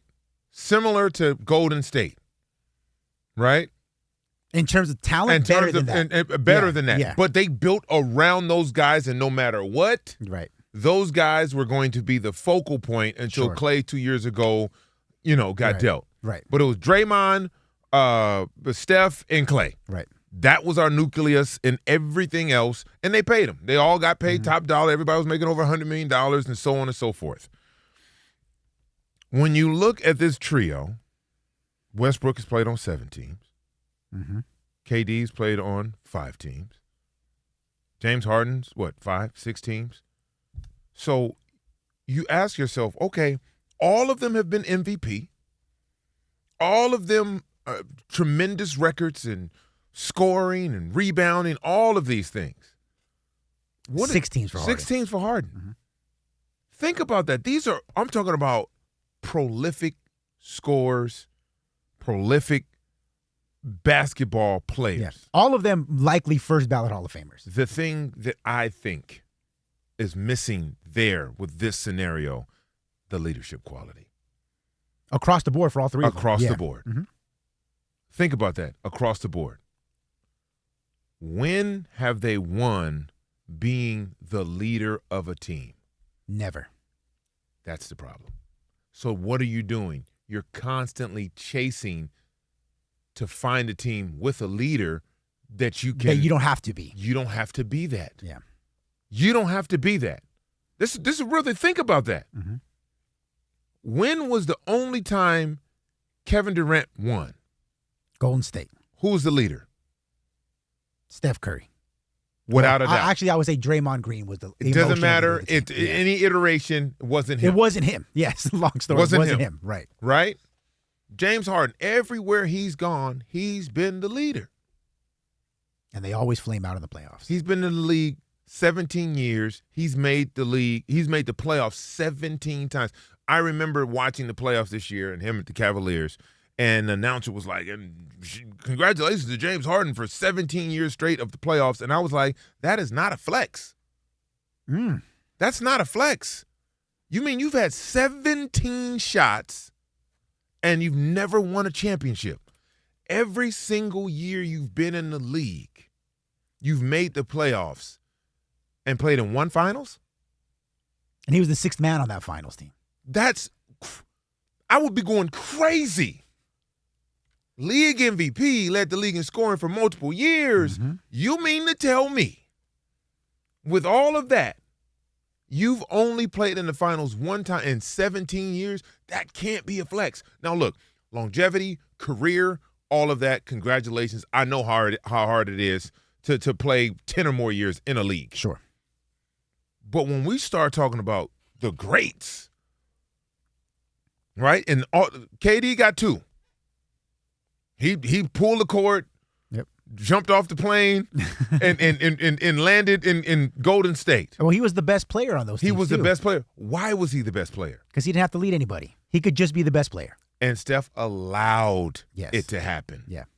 Steph was unanimous MVP 2 times. No, 1 time. One time, excuse me, unanimous. He allowed KD to come to. He was like, hey, man, that's what I'm talking about. Because he was the best offensively on that team, didn't make him the leader. Right. James Harden, for the majority of the teams he's been on, he's been the best offensively. Mm-hmm. Doesn't make you the leader. Westbrook. Yeah. Doesn't make you the leader. So what do you weigh when you talk about greatness? Is the leadership gene, is the leadership quality part of that? Say what you want about LeBron James. Any teams he's been on, he's been the leader. Any team. Came to the Lakers, was the leader. Went back to the Cavaliers, leader. Went to Miami, D-Wade said, hey, bro, it's your team. Take it. It'll be interesting to see what Philadelphia has to, what that looks like. Yeah, that's probably going to be one of their biggest problems, if not their biggest problem. And that's why it's compelling. That's why it's a must-see TV, because now we're looking to see, okay, you have an alpha male. Obviously, LeBron James is an alpha male. Yep. He comes to a team, and ownership starts to maneuver and they drafted his clutch son. sports clients. Right? Yeah. Whatever that is. This next iteration of LeBron's career, these next 2 years, it's going to look a little bit different for him. How does he adjust to that?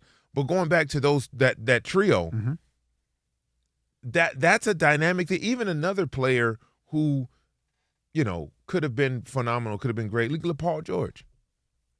Right? Tremendous talent, numbers, all of that. He's going to be a Hall of Famer. Mm-hmm.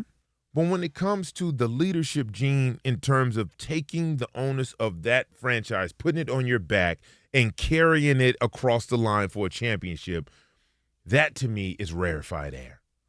That to me is first ballot. That to me is everything when it comes to all-time great players.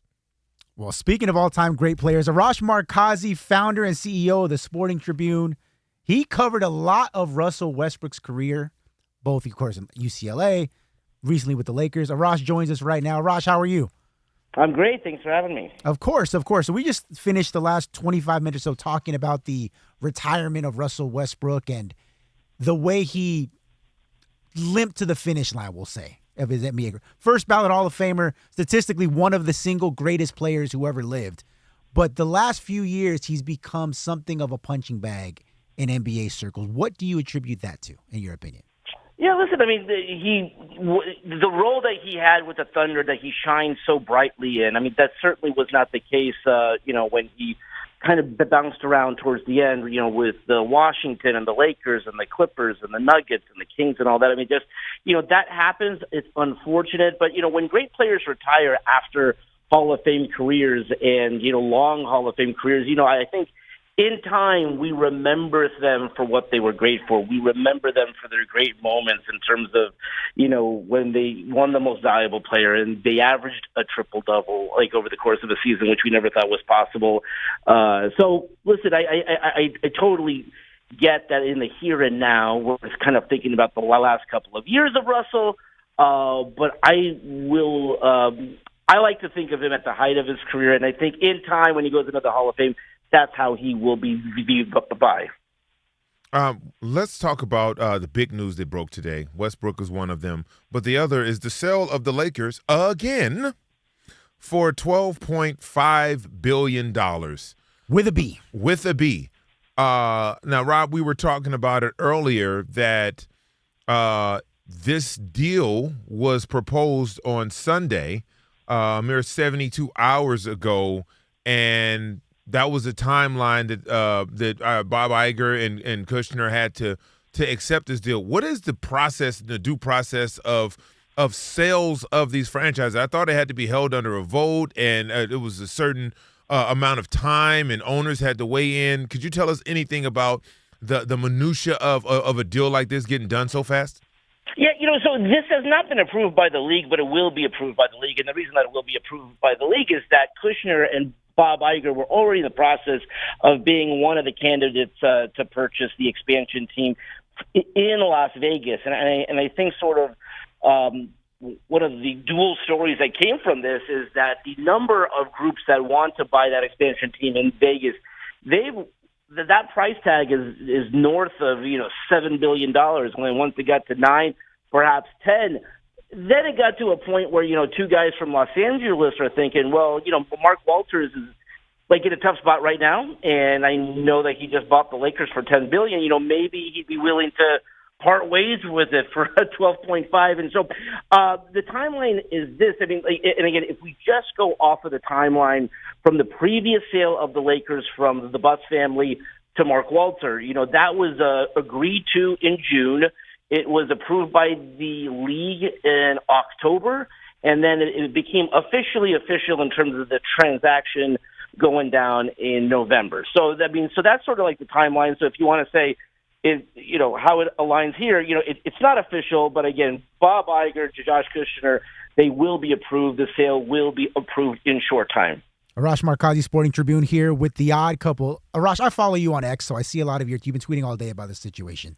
And one of the things that you've suggested on your social media accounts is it's been reported that Mark Walter never looked to sell the Lakers. He just got an offer he couldn't refuse.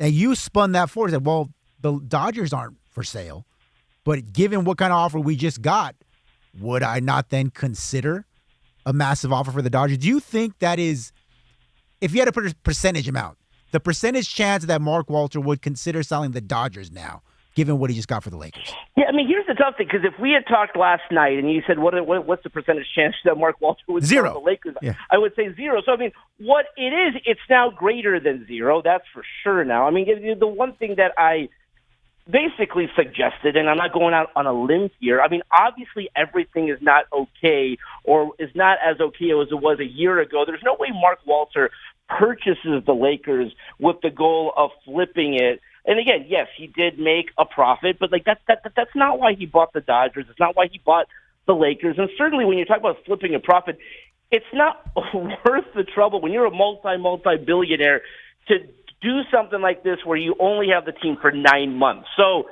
the suggestion is really, obviously, with the federal investigation and all the things like that, if someone were to put a proposal together and say, hey, listen, you got 12.5, how about another 12? I'll take the Dodgers off your hands. Obviously he's going to consider it. I'm not saying it's going to happen, but like I said, if you had asked me last night, what are the chances Mark Walter would sell the Lakers? It was 0. It happened. There's no way the percentage chance he would sell the Dodgers is 0. There is a number attached to what he would be willing to part with that team for. Everybody has a price. Yes. Okay, so the Lakers are being sold. The deal will go through. Where does this leave Laker fans? Where does this leave the franchise? Do we know the direction that Bob Iger wants to go with a historic franchise like the Lakers? Because I'm concerned. I'm a Laker fan. Rob is concerned. Yes, he's a Laker fan. very concerned. We have no idea. At least with Mark Walters, we knew that he would spare no expense to build up the team, the coaching staff, all the things you need to be champions. Now we are kind of in the dark and have no idea. What type of light can you shed on that for us, Arash? It's such a great point because there was a proof of concept locally in Los Angeles with the Dodgers. And so when the deal happened a year ago, so many Laker fans were excited, like Mark Walter and the deep pockets he has, they're going to take over this team. And really the unique thing is over the past year, the Dodgers organization has come to really take over the Lakers. There's a lot of people who have dual roles with that team, and how that's going to be gun spun over the next few months. That'll be intriguing. We don't know what Bob Iger and Josh Kushner are like as a professional sports organization. What are they going to do? They've never owned a team before, so I'm not saying that they're not going to be successful. Mark Walter didn't own a team prior to purchasing the Dodgers, but there is a learning curve in place. So I do think in terms of people expecting big changes coming in the next couple of months, I do think they are going to take this next season, this upcoming season, as sort of like a wait-and-see approach. Let's see how Jeannie does in her role. Let's see what JJ does. Let's see, how these guys do. But at the end of the day, and I brought this up when Mark Cuban sold the Mavericks and he was under the impression that he would still be able to call the shots. Billionaires don't spend billions to have the old folks who have been with the team continue to run the team. At some point in time, whether it's next year or sooner, Bob Iger and Josh Kushner will start bringing in their own people to do things the way that they like it. I'm not saying it's going to happen tomorrow or next week, but it will happen at some point soon. His name is Arash Markazi, founder, CEO of the Sporting Tribune, doing some great work covering all the LA sports teams all the way out to Vegas and Hawaii. It's a great gig if you can get it. Arash, thank you so much for swinging by, man. Really appreciate it. Appreciate you, Arash. My pleasure. Thanks for having me. Yep. That is Arash Markazi. We got more of the Odd Couple coming up, but first, it's Bree. But first, it's for Brianna Muro. All right, guys, starting with the NFL, the Panthers are signing former Dolphins and Raiders, because, Rob G, Darren Waller to a 1-year deal, 6 touchdowns in 9 games last season. The Browns announced that Deshaun Watson will start their preseason opener Saturday against the Bears. Sean Payton announced Bo Nix will not play in Friday's preseason opener against the Falcons. And in the NBA, like you guys said, the Lakers are being sold to Josh Kushner and Bob Iger for a record $12.5 billion. And in baseball, the Padres walked it off and swept the Brewers 4-3 in extra innings for their 5th straight win. The Cardinals sent the Phillies to their 2nd straight loss in a 7-1 victory. Since the All-Star break, Philadelphia is 10-15, and they've lost 6 of their last 8 series. Back to you guys. Thank you, Bree. Thanks, Bree. There may be $12.5 billion spent tonight at Magic City. Mentee night. One's got to go. Related to that, coming up next, it is The Odd Couple with me, Rob G Ephraim Salaam, sitting in for Rob Parker, Kelvin, Washington. This is Fox Sports Radio. I am moist after that.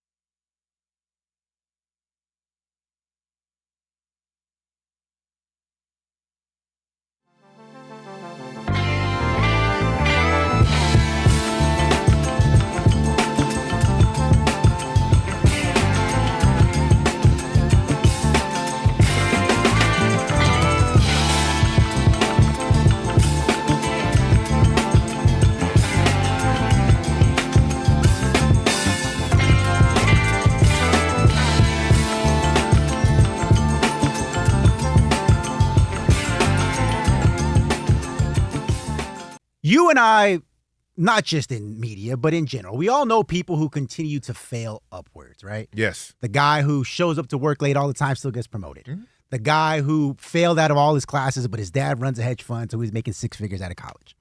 Happens. Kyler Murray is the NFL equivalent of that, okay? There is no good reason why Kyler Murray keeps getting these opportunities that he does not deserve. Okay. And it goes all the way back to when he first got drafted by the Cardinals, okay? If I'm 5'7", he's 5'9", all right? I've met Kyler Murray a handful of times at Super Bowl, Radio Row, and if his hair wasn't picked out in the fro, me and him are almost eye level. Right. Okay, he is not a large individual. But yet, because Cliff Kingsbury was the man in charge there in Arizona, they decided, I don't care what history says about small quarterbacks. I don't mind that he only had 1 season as a starter. Mm-hmm. I'm going to make him the first overall pick. And forget the fact that we just drafted Josh Rosen to be our QB1 the year before. This is the guy I'm going to hitch my wagon to. Yes. Okay, so they do that. Couple years later, without having really done anything in the league yet at that point, Kyler Murray decides, you know what? I am going to black out my Instagram. I'm going to scrub all mention of the Cardinals in my social media accounts because I believe that I deserve a new contract. I don't think he had done anything to get it, but he got one. They felt so confident in him that they put a clause in his contract that said, you have to watch a certain amount of tape. You cannot be playing Call of Duty while you're doing this because not only did they know he wasn't watching it, he had said himself to the New York Times a couple of years before saying, yeah, I'm not the kind of guy who grinds tape like that because I just see things out there. I don't really got to worry about preparing the way an average quarterback might prepare. Flash forward now to last season, right? He only starts 5 games. Part of it due to injury, of course, and historically he has a lot of injury issues. But even when he was out there, when the Cardinals were as healthy as they had been all season, he was mediocre at best, right? I think he averaged about 280 total yards of offense, rushing and throwing. His team averaged about 20 points per game. They soft benched him, we'll call it that. They said he was hurt. He could have came back. He decided not to come back. We don't know what the reason was. But did you know that when Jacoby Brissett took over with a banged up Arizona Cardinal offense, they averaged more yards per game and more points per game. And yet I just heard you tell Rich Davis during the commercial break as we're switching shows that they may not win a game this season because Jacoby Brissett is not a good NFL quarterback and that Carson Beck might be their starter. So I ask you this now. What on earth has Kyler Murray done to slide into Minnesota in a situation that has arguably a top 5 offensive unit outside of the quarterback? You have one of the better offensive minds at head coach, and he is just given the QB1 job without having any real competition? I do not understand this. How does this keep happening to a guy like Kyler Murray? Well, because there's always a need for a quarterback. That's the underlying thing. Like you would say, okay, how does a guy continue to get multiple opportunities? Some may have said that about Sam Darnold, right? Now, Sam Darnold is a Super Bowl champion and has turned his entire career around. People are saying that right now with Bryce Young. Also my height. Also your height. The fact is, there's not enough quality in terms of, the 32 starting quarterbacks. There's always going to be 10 or so teams that are looking for their starter. And when you're looking for your starter, you're trying to find the best talent that you can have. Kyler Murray is the best talented quarterback on that roster. There was a miss with J.J. McCarthy. Sure. All right? They understand that. That's why they went and got Kyler Murray, because they understood, oh, wow, we really should have kept Sam Darnold. But we felt the pressure of this first-round draft pick, right? We used it on J.J. McCarthy. He got hurt. Traded up. Yep. Got hurt. Yep. And we had a phenomenal year. We have to move off of Sam Darnold, even though we may not want to see what JJ has. He doesn't have what they think they can use for the next 10 years.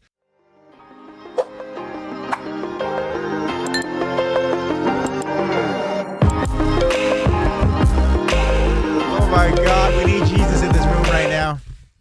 It is The Odd Couple on a Worship Wednesday with me, Rob G from Salaam, sitting in for Rob Parker, Kelvin Washington. I want to let you know that baseball season in full swing. There's no better place to be than Kalshi, America's #1 prediction market platform. Trade every baseball game on Kalshi. Download the Kalshi app and use code ODD to get up to $500 in bonus credits when you trade $25. Woo. That's got the chills right there. Oh, my gosh. You thought Rob Parker was a dirty old man? Let me tell you, he from Salaam. I was a child, just FYI. No, this was yesterday. No. All right. Again, it is Men TNA night at Magic City. That's why the guys are not here. They're out throwing singles. Oh, and because of that, we have a One's Gotta Go version of Men TNA. So 5's a crowd. Is that what I'm gleaning here? 5's an uneven number. Figure it out.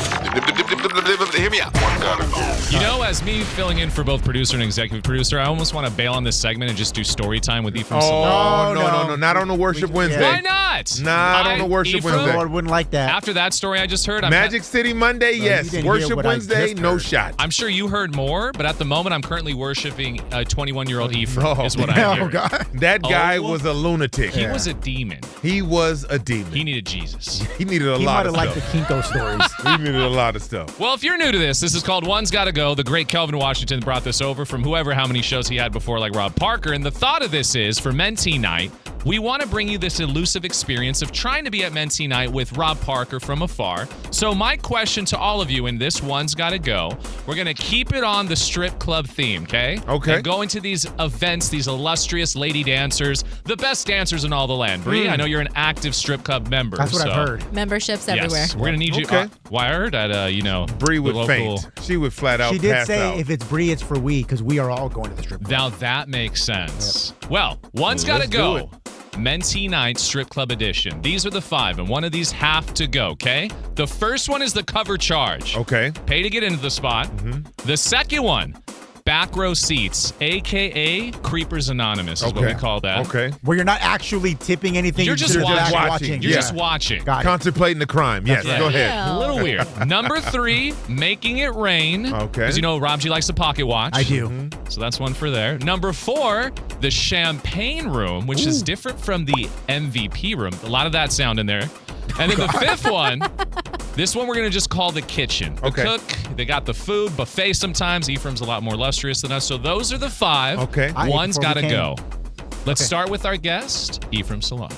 The kitchen has to go for me. Really? Yeah, Wow. I don't make it a habit of eating where there's exposed body parts. Oh. That's a good rule. Very Wow. Open stuff. Really? And food to me, Doesn't match? I'm good. I'm good. I don't want to eat hot wings or chicken wings. Isn't that what they're famous for, though? They are famous for their lemon pepper wings. Oh, God. Lemon I've pepperoo. never had them. Really? It just seems unsanitary. It does. To eat where there's open. Really? So then I should say naked sushi night with Ephraim's off the table. Take that one off. All right, Bree, what you got? The back row creepers. That needs to go. Yeah, that needs to go. Everything else is fine. You want to feel safe when you're in there partaking, Absolutely. correct? Of course. Yeah, okay. That makes There sense. is something real awkward about a guy just sitting there rubbing his jean thighs and having no intention of spending any Hey, money. you leave Rob Parker alone, okay? Like the basketball shorts, guys. Yeah. Oh, my goodness. I've seen Rob Parker wear tearaway you've pants. seen this before then. Oh, okay. Of course. Spearmint Rhino, Bree's an active member, you know? Active So- member. Yearly membership. Wait, so what's more weird, tearaway pants or the shorts? What do you think's more weird at a strip Well, they're the club? same material, right? Yes. Both of them are weird because they don't Sweatpants at belong a strip there. club. If you have sweatpants on, sir, you are certifiable. So if he has sweatpants on and eating the food there, it's a no-go, Oh my huh? God. This man needs to be detained. All right, Rob G, what do you got? People are going to think that because I'm cheap, I'm going to say the cover chart. I think Yeah, that's you are. important because it kind of weeds out all the bad. Like, if you're willing to pay $40 to get in there, you're going to spend a lot more money. So I feel like that has to stay. The one that has to go, though, is Making It Rain. You pocket watch. Because if you're going to spend $100, just go to the VIP room. You're only doing it to make yourself feel good in front of the other dudes. The other dudes don't care about the money you're spending. What? No, that's not true. That's it. Ephraim, it's my topic. Okay, sorry. I apologize. I'm getting rid of the Making It Rain. Alex? Really? Yes. Can we now comment on your I think choice? we should. Go, Ephraim. I'm saying, first of all, you're not tipping for the guys. You're tipping for the girls. Now, a girl may be up there performing, not your type, not your speed, but she's giving a hell of a performance. She's putting That's in a work. good She's point. working. Yep. You tip. Right point. now, the You one you appreciate the want, extra effort. you Of take course. to the back to the champagne room. You get a private dance and so on and so forth. Right. But you're there as a patron. You are participating in the women who are entertaining. Right. They're doing it to that's flex. what the rain. Look, all I'm saying is, I may or may not have why you're okay created with a storm in an establishment. They called me Hurricane E back in the day. Stop. Right, but what that's part of that, and it wasn't for the guys. It was because I appreciate the women. You know what I'm thinking? Ephraim, you got to write a sitcom for like a strip club or something. Oh, God. And make this like a God. drama, Close off. suspense. Oh, that's a good Oh, name. God. You know what I'm going to go with? What? The Champagne Room. You want to know why? Why? I think it's somewhere we should not have for all these illustrious people, the like private room. Like, we don't need all that, okay? There's called motels, there's hotels, there's rooms other places. Like, what are we doing? A secret room inside of the place? It's a little weird to me. A secret room? It's a little weird to me. Well, sometimes you need privacy. We got plenty of privacy. Sometimes you want to talk, and the music is too loud out front. Sometimes you want to get to I know don't know. Cinnamon. Well, Cinnamon's got a lot to learn. Come to the stage, guys and girls. Put your hands together for Sapphire. 2-for-1 special going on, guys. Take your favorite lady to the VIP room. 3-for-1. Don't forget, let's tip the ladies. They're Oh, working God. hard. How much money is Rob Parker spending tonight at Mentina? I'm going to say easy $1,000. I'm saying $0. Stop. I think that's why he brought them all, so they can pay. Oh, wow. We are Westbrook.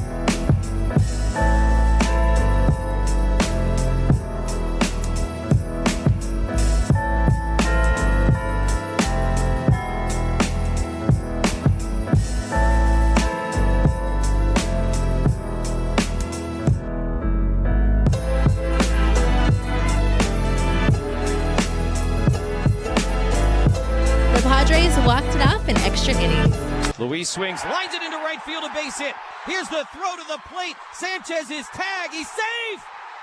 Padres walk it off. Song got underneath the tag. Camposano wins it. The Padres complete the sweep 4-3. Padres Radio Network on the call. They got their 5th straight win, beating the Brewers 4-3. The Rockies beat the Diamondbacks 6-4. Corbin Carroll hit his 100th career home run. And right now, the Cubs are crushing the Nationals 9-5. It's the top of the 7th inning. News out of the NFL as the Panthers are signing former Dolphins tight end Darren Waller to a 1-year deal. Waller had 6 touchdowns in 9 games last season. Falcons head coach Kevin Stefanski announced Tua Tagovailoa will start at quarterback in Friday's preseason opener against the Broncos. I'm Brianna Muro. I've been covering this league since 1987.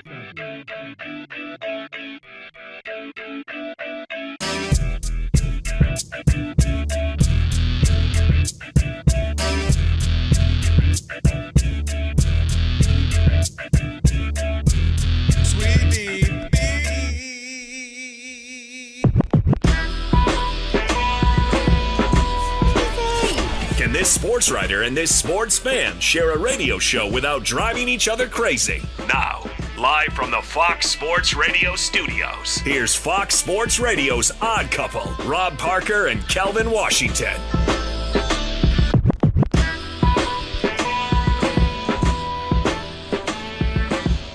Hour number 3 of the Odd Couple on it. Men TNA night, Worship Wednesday. Fox Sports Radio. Me, Rob G Ephraim Salaam, sitting in for Rob Parker, Kelvin Washington. We got a live update from what's going on at Magic City during the commercial break. Going down. Disappointing is the word I'm going to use. Disappointing. Wow. There's some networking happening, but not the kind that you want to have. That's all I'm going to say about that. Glenn Big Baby Davis supposedly is going to join us at the bottom of this hour. I don't believe we you. We missed him in the hour number 1. He said, I'm going to come on in hour number 3. I promise. He profusely apologized. You sure he's not at Menti night? He may be at Menti night. Yep. I mean, apparently everybody's there. That's how Rob Parker got in for free. He's going to make him he's going to get the jersey retired. I can feel it.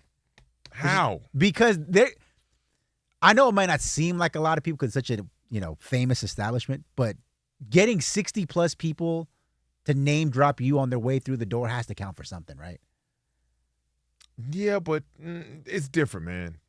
Athletes been populating those halls. Yeah, but it's usually a group of athletes, right? But what happens when one athlete comes and he has an entourage? They got 60 people with him? 60 people? Bro. I remember yesterday. Oh, gosh. See, it was yesterday. It wasn't a long time ago. Yesteryear. It was yesterday. No. After the show, we shot down in Atlanta. Really? As I was preparing and getting my kids ready for school today for the first day of school, yeah, I had time to do that. It's called the red-eye flight. No. No. Yesteryear. Oh, my gosh. All right, hey, make sure to check out our YouTube channel. You can watch us live on YouTube right now. Just search Odd Couple FSR on YouTube. Hit the subscribe button. After you've done that, tap the thumbs up icon like Josh Hart and comment away. Let us know who you agree with and who you don't. Go check out our YouTube channel and watch us live right now. Just search Odd Couple FSR and subscribe. Speaking of which, Tom Crady, DJ Alex Teichert, Odd Mob YouTubians, any good comments coming your way? We got some great ones. A lot of people questioning exactly what's going on at Menti night, which, we're all kind of wondering, but Rob G has the latest. It doesn't sound too popping right now. Oh, gosh.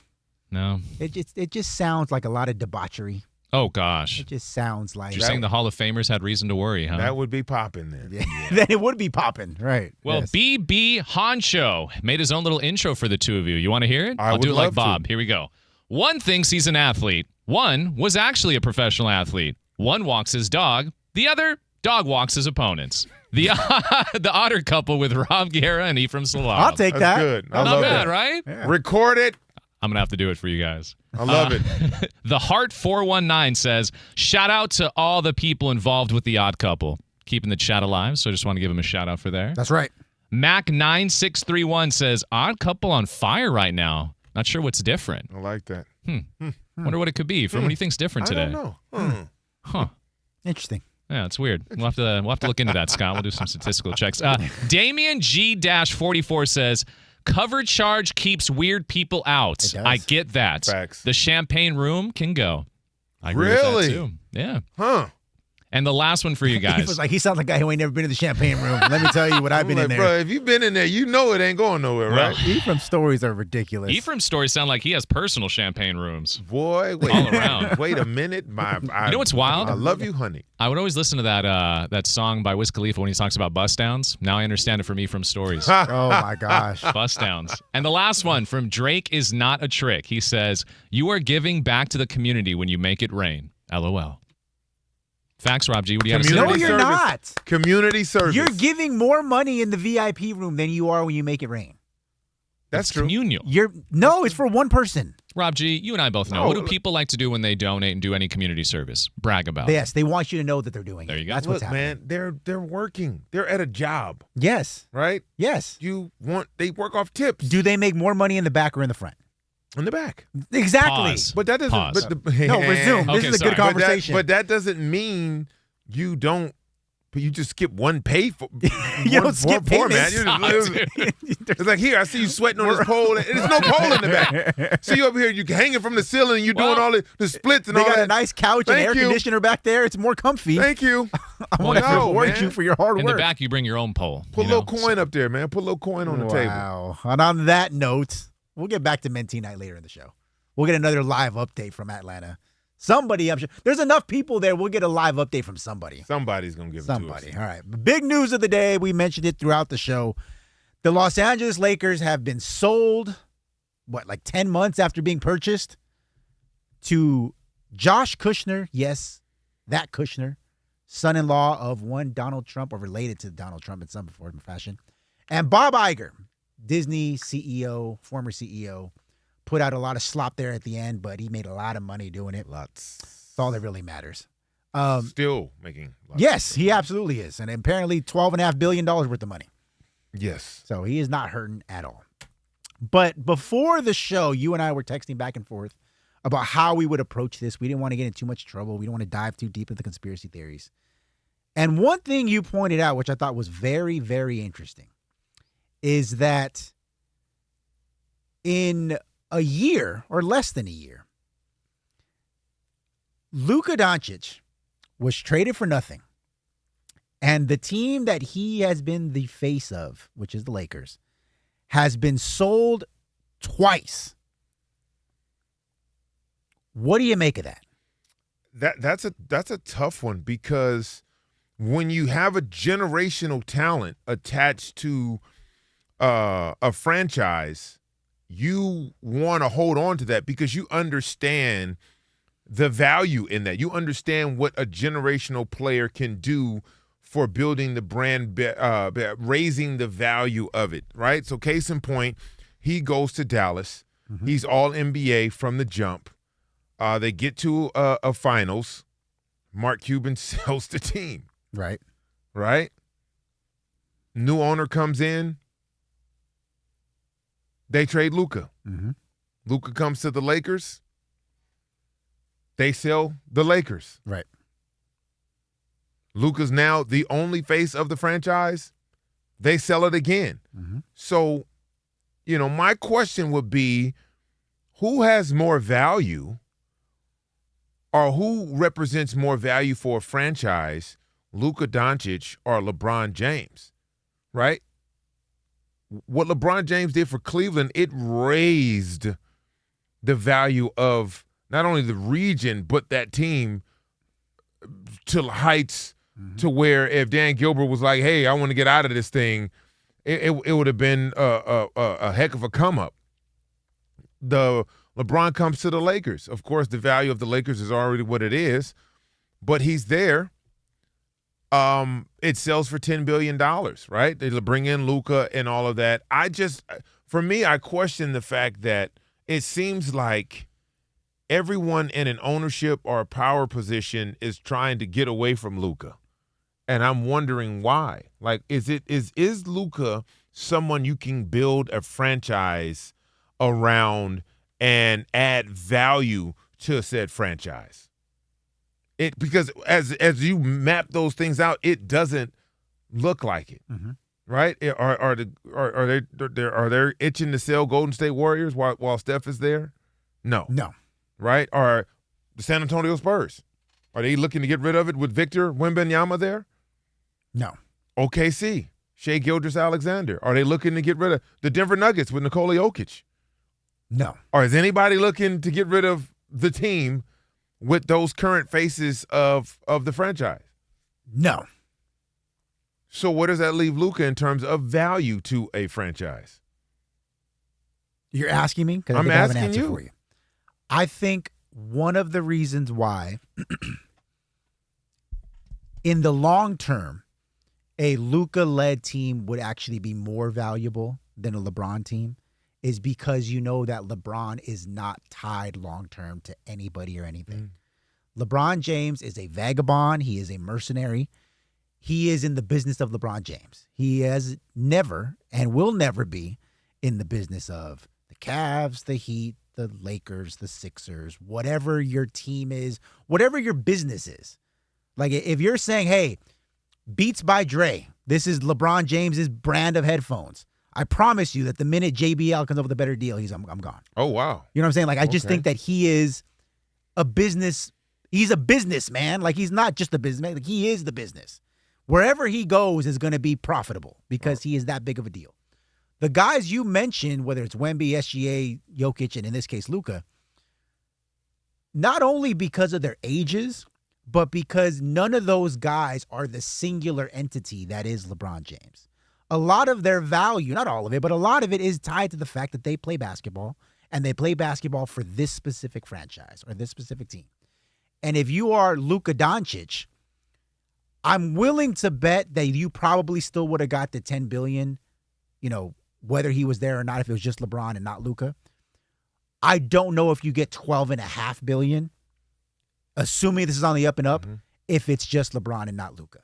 Because what you're buying is not just the international appeal of Luka Doncic now, you're buying it for the next 5, 6, 7 years.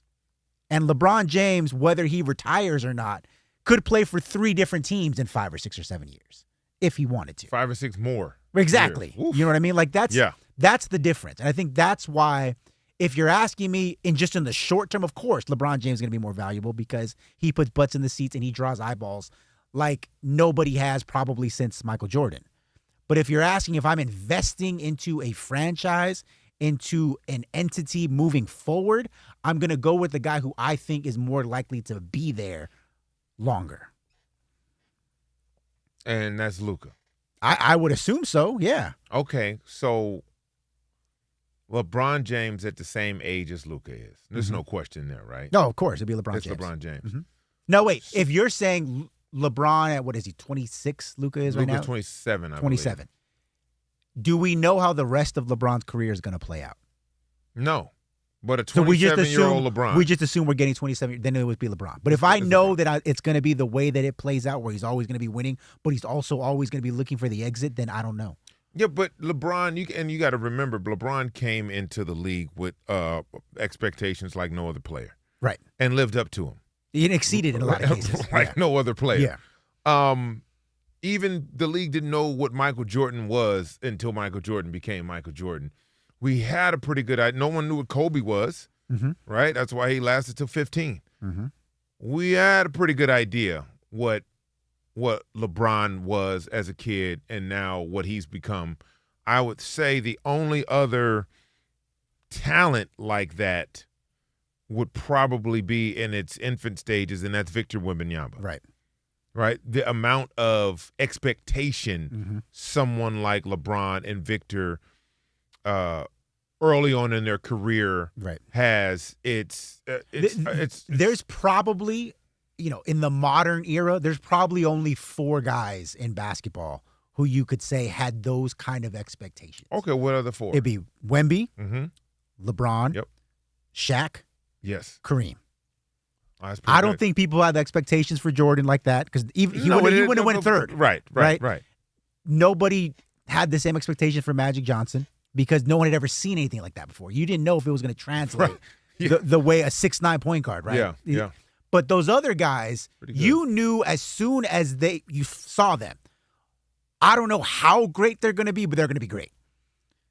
Something would have to go horribly wrong for those guys to not be, maybe not the greatest, but one of the greatest players who ever lived. That's a pretty good point. That's a good for it as well. And they've all lived up to expectations. Yes. Exceeded expectations. Or so far in Wemby's case. So far, so good. Like I love Wemby. I love what he brings. I love the energy he brings to the game. Mm-hmm. I'm looking forward to him staying healthy for the next 10 years, and we'll see how this thing shakes out. Mm-hmm. But you're right. There's a lot of expectation there. The fact that they got to the finals in his third year, for me, he's the favorite to come out of the West. Really? Yeah. No, you don't think, quick tangent, you don't think that the report's saying that they are going to stick with De'Aaron Fox at point guard? Well, they have to. It's $249 million. I know, that's the problem. Objectively, I think we all agree that Harper is ready for a bigger role. Yeah, I get that, but you can't. You can't bench him because of the salary. Can't get rid of that thing. Right. So they have no choice but to say that. Now, how they maneuver that and how they use that is one thing. Look, when De'Aaron Fox was healthy, he was a bucket. Right. He was a bucket. Sure. Now, he played this whole postseason hurt. Right. Right? The ankle, yeah. Ankle, made some very poor decisions. Can he rebound and come back from that? Of course he can. Mm-hmm. He's a young player, a lot of talent. He was like that in Sacramento. Mm-hmm. So it's not like the worst thing in the world to have an all-NBA guard, an all-star guard, running point guard for you with a young core like they have. I mean, that's not the end-all, be-all. That's not going to stop them from being the favorite coming out of the West. Okay, so you brought up something though before we got sidetracked on the Spurs. The idea of value, and specifically as it relates to Luka Doncic. I'm going to ask this question now. I want you to give me your answer on the other side. How much of the fact that Luka Doncic specifically in Los Angeles is an international player, how much more or less value does that add to the Lakers? And I want your answer next. It is The Odd Couple with me, Rob G Ephraim Salaam, sitting in for Rob Parker, Kelvin Washington on a Men TNA night. Worship Wednesday right here on Fox Sports Radio.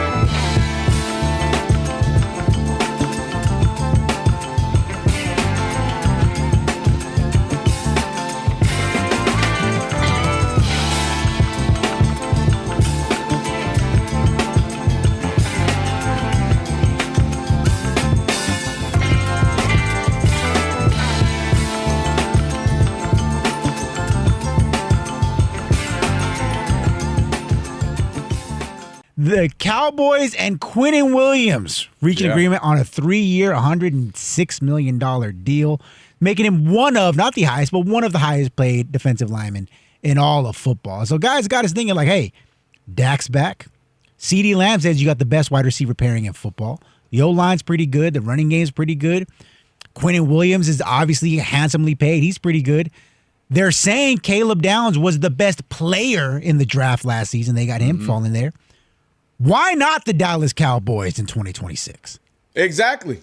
Excuseless. That's what I'm going to call them, from excuseless, meaning this is the year, no excuses, right? You can say, oh, well, last year we had a new coach, Schottenheimer, and this, that. Well, this ain't year one.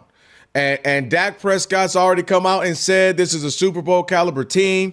And you look at last year, they were 7-9-1. Obviously not the season they wanted, but when you look at what they were able to do offensively, Ephraim, you're talking about ranking first in the NFL passing yards per game, 7th in points per game. And then, of course, we know this team has loaded with weapons on the offensive side of the ball. You got CeeDee Lamb is the number one. And then you got, of course, Pickens. He's like a number one on another team, but he might be your number two. And he was been spectacular, 1,400 yards last year and was a second-team All-Pro. So I'm looking at this as you already know offensively what you have. Dak Prescott at this point can run the offense with his eyes closed, but it's all about the defensive side. They're kind of the NFC version of the Cincinnati Bengals, right? Both have prolific wide receivers. One quarterback I think is better than the other, but Dak Prescott has been really good throughout his career. It comes down to playoff performance, but the defensive side of the ball has really jacked up both of those teams. So they trade for Rashawn Gary, right? They get him. We just talked about Quentin Williams, who had 11.5 sacks. Spectacular, man, clogging up the middle and getting after the quarterback. They got Sam Williams. They got they re-signed him, I should say.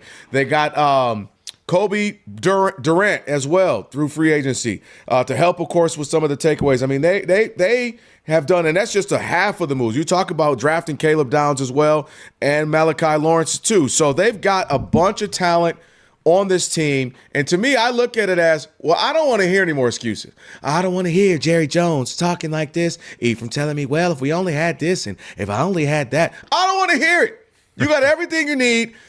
You got some defensive players now. The offense looked like it could be just as potent as it was last year, maybe a hair better. I don't want to hear it. Cowboy fans, we don't want to hear it. Go get it done. Because the only team we all agree, at least on paper, looks like they should be great in the NFC is the Rams, right? I think they're the prohibitive favorites. If you're the Seahawks, you say, hold on, we smacked them up in the NFC Championship game. Sam Darnold had the game of his life. Don't sleep on us. We're the reigning champs. Okay, so you put respect on their name. Outside of that, NFC North, NFC North looks to me like it's going to be a bunch of really good teams, but no behemoth. We'll see if the Bears can keep going. Can the Lions bounce back? Can Kyler Murray all of a sudden resurge with the Vikings? And the Packers, are they just going to be, again, win 10-11, but you don't really feel them as a threat? So there's really no other team in the NFC. The NFC, South, you're not really looking at them as some behemoths as well, especially we don't know what's going on with Baker Mayfield and the Bucs. So my point is, you get to the NFC Championship game against the Rams, say it's them. Hey, and at that point, let the chips fall where they may. You got a chance to get to the Super Bowl. But what I don't want to hear from moving forward is excuses. You've righted up this defensive side of the ball as best you can in one offseason. Obviously, if you had a couple, 2 or 3 years, you could do more. But off one offseason, and again, they're similar to what the Bengals have been trying to do. Get some defensive pieces. Get some guys that can keep a lead up when Joe Burrow gets you, you're up 10 and you still don't have to lose. When he's thrown 4 or 5 touchdowns and he doesn't have to lose those games. So to me, there seem like there's similar AFC, NFC teams between the Bengals and the Cowboys. But that's how I view it, Ephraim. I just don't want to hear it anymore. Your quarterback couldn't get more veteran. Your receivers couldn't get more potent. You picked up pieces. You got a second year with your coach now. Get it done. All that sounds great. You just went on a diatribe of the Dallas Cowboys. This is their year. They're coming out of that's Rob G. They're coming out of the NFC. Oh, well, you just gave him all the points why it should, right? He made the statement. I'm saying for them, yeah. He made the statement, and you backed it up with giving all the facts and all of that. The one fact you left I got the Lions out, and the Rams, but that's neither here nor there. Well, I mean, it felt like you had the Dallas Cowboys. To that point, you're forgetting one major thing, and you too, Rob. They are the Dallas Cowboys. And you can say, well, Ephraim, what does that mean? It means it's been 30-plus years since a Dallas Cowboys team has done anything of note.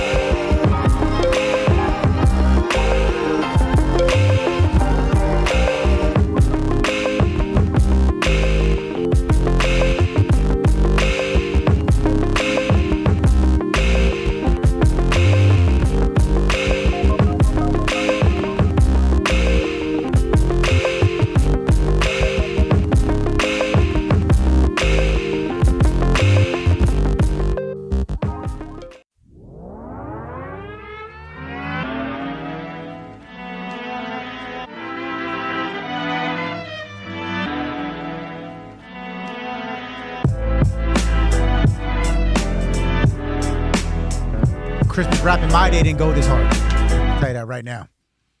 This is what they do at Mentee night. Was nothing like this back in the day. It is a Mentee night here on Fox Sports Radio. Also a Worship Wednesday here with the Odd Couple. Me, Rob G Ephraim Salaam, sitting in for Rob Parker, Kelvin Washington, while they're busy throwing singles at Magic City. You got a tissue for me? You need a couple tissues. Glenn Big Baby Davis, NBA champion, supposedly going to join us in about 5 minutes. We're excited about that. But in the meantime, Ephraim, I asked you, and you've had 5 minutes to think about it now. Does the fact that Luka Doncic is a foreign-born player make the current iteration of the Los Angeles Lakers, who just got sold today, $12.5 billion, more valuable to this new ownership group? Yeah, I do. Because I think you look at what players like Dirk Nowitzki were to Dallas. You look at what players like Giannis Antetokounmpo was to the Milwaukee Bucks. Mm-hmm. That level of the San Antonio Spurs have built a tremendous value overseas because of all of their foreign-born players. Mm-hmm. And so, yes, I think when you can, it's already a brand. It's already synonymous with greatness and with basketball here in the States and worldwide. So when you can add whole nother country to it, I think it just adds on to the dynamic value that the Lakers have in the worldwide economy. Okay. Now, he's a global superstar. And to that point, I just looked it up. Last season, LeBron James generated 2.8 billion views globally across all social media accounts for the NBA. Luka Doncic, who does not have nearly the fashionable game that LeBron James does, even at an advanced age, was third at 2.1 billion. I'm assuming now that he's the only star in town, those numbers are going to go up, and then numbers might even flip. Oh, yeah, absolutely. I think LeBron has left a kitchen that wasn't crowded. Now you got a lot of chefs in the kitchen in Philadelphia in terms of top-tier players. I mean, when you look at that roster, LeBron James is a good piece for that, but the heavy lifting is already there in Philadelphia, and especially with Jaylen Brown coming in. You know, LeBron James is a complementary piece for the first time in his career. I'm glad you brought up Jaylen Brown. That's the perfect segue because we have a former Celtic joining us here in about 2.5 minutes, and you spent 35 minutes of yesterday's show just dumping on Jaylen Brown and his tenure in Boston, and I do not understand it. We're going to let Glenn Big Baby Davis put you in your place for that slander directed at First MVP of all, it was candidate no slander. Jaylen Brown. What was the slander? You said he's not a superstar. No, I didn't. I Yes, never you did. said that. If so facto is what you said. You said there's no reason. If We so don't facto. need to see his return to Boston. He's not an important player. In the meantime, in between time, if it's Bree, it's for we. Brianna Muro at the update desk. What's up, Bree? What's up, guys? Okay, well, starting with semi-Boston, because Jaylen Brown used to be a Celtic. They're trying to kill like a 4-game losing streak. They're losing to the Blue Jays right now, 3-1. It is the bottom of the 8th in Toronto. The Braves are beating the Mets 6-3, top of the 9th in Atlanta. A little bit earlier today, the Padres walked it off and swept the Brewers 4-3 in extra innings for their 5th straight win. The Cardinals sent the Phillies to their 2nd straight loss in a 7-1 victory. Since the All-Star break, Philadelphia is 10-15 and have lost 6 of their last 8 series. In the NFL, the Panthers are signing former Dolphins tight end Darren Waller to a 1-year deal. And the Browns announced Deshaun Watson will start their preseason opener Saturday against the Bears. And Shedeur Sanders will start the Browns' 2nd preseason game against the Bills. This has been so much fun, guys. I hope you have a wonderful rest of your night. I hope you have a wonderful Thank you. rest of Wonderful. your day. Wonderful rest of your day. Wonderful. Yeah. Thank you. Thank you, Bree. Bree's the best. All right. It is the Odd Couple of Fox Sports Radio. I want to let you know you can stream us live wherever you happen to be in the iHeartRadio app. Catch us and all of our Fox Sports Radio shows live 24/7 in the new and improved iHeart app. Just search Fox Sports Radio in the app to stream us live all day, every day. Be sure to select Fox Sports Radio as one of your presets in the app, so it'll always pop up at the top of your screen. Joining us now, NBA champion, a man who single-handedly prevented our Lakers from winning in 2008, and for that, we'll never forgive him. none other than Glenn Big Baby Davis. What's up, man? What's going on, guys? Thanks for having me, man. Thanks for being here, Glenn. We appreciate you being a part of this, man. Listen, man, at Hidden Empire, man, we get so dialed in, man, and what we do, man. I lost track of time, man. Tell the people that who've been waiting for you for 2 hours, okay?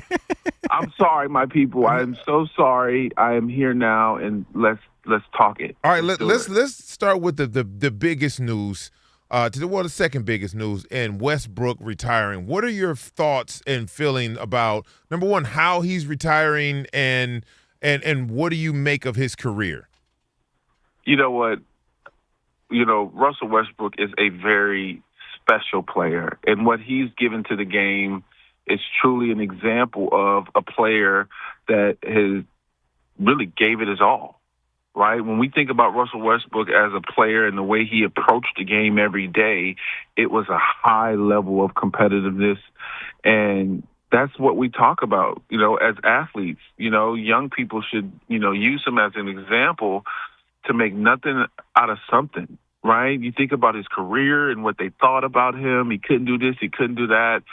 But one thing you can control is your energy and your mindset every single day, and he brought it. And him bringing it, he did a lot of things. He's a Hall of Famer to me, and what he's given to the game, I respect. And him leaving, I feel no other. I feel nothing as far as just, him as a player. I feel nothing that he's done. You know what I mean? Can't go unrecognized. Like, he's done so much. So, I love him. He's a great player, and I just appreciate what he brought to the game. Well, Glenn, I'll tell you what I feel. I felt disappointed that he's retiring, not because he's a great player, obviously, but because I don't feel like the way he's been talked about the last 4 or 5 years of his NBA career is commiserate with how he should be remembered. Because towards the end there, rightly or wrongly, he was made to be like a punching bag. I didn't think that was cool, given that he is, like you mentioned, a Hall of Famer, first ballot Hall of Famer. Do you feel that same way? Yeah, I do. I think what he's done, a lot of, he transformed the game in a way, right? As far as just the type of point guard he was. You know what I mean? Yes, he had a crazy personality, and that's the way he approached the game. Right? That's the way he approached the game. You can't judge that. You can't judge that to me. You know what I mean? Like, that's why he had so much emotion in the game, So it's just like, I think they use him as a punching bag because, being a villain sometimes, majority of the times, you're going to be used as a punching bag. You know what I mean? You're the villain, So, I love his game. Speaking of villain, since you're a champion with the Celtics, let's talk about the Celtics and how one of the players have seemingly been vilified. Yes. And Jaylen Brown. What do you think about how that whole situation transpired and Jaylen being moved to the 76ers? What are your thoughts on an all-NBA player being moved at a time where, a talent like that who plays on both ends, it's a rare commodity? Yeah, it is. It is a rare commodity, but at the same time, it's the business of basketball, right? The business of basketball sometimes take over, and we can't do nothing about it, And so I think the Celtics, they were going to have to come to this crossroad at a certain point in their career, and I think it was time. I think how Jaylen approached, being traded, I think he did it with class. I think he did it, the right way as a professional, but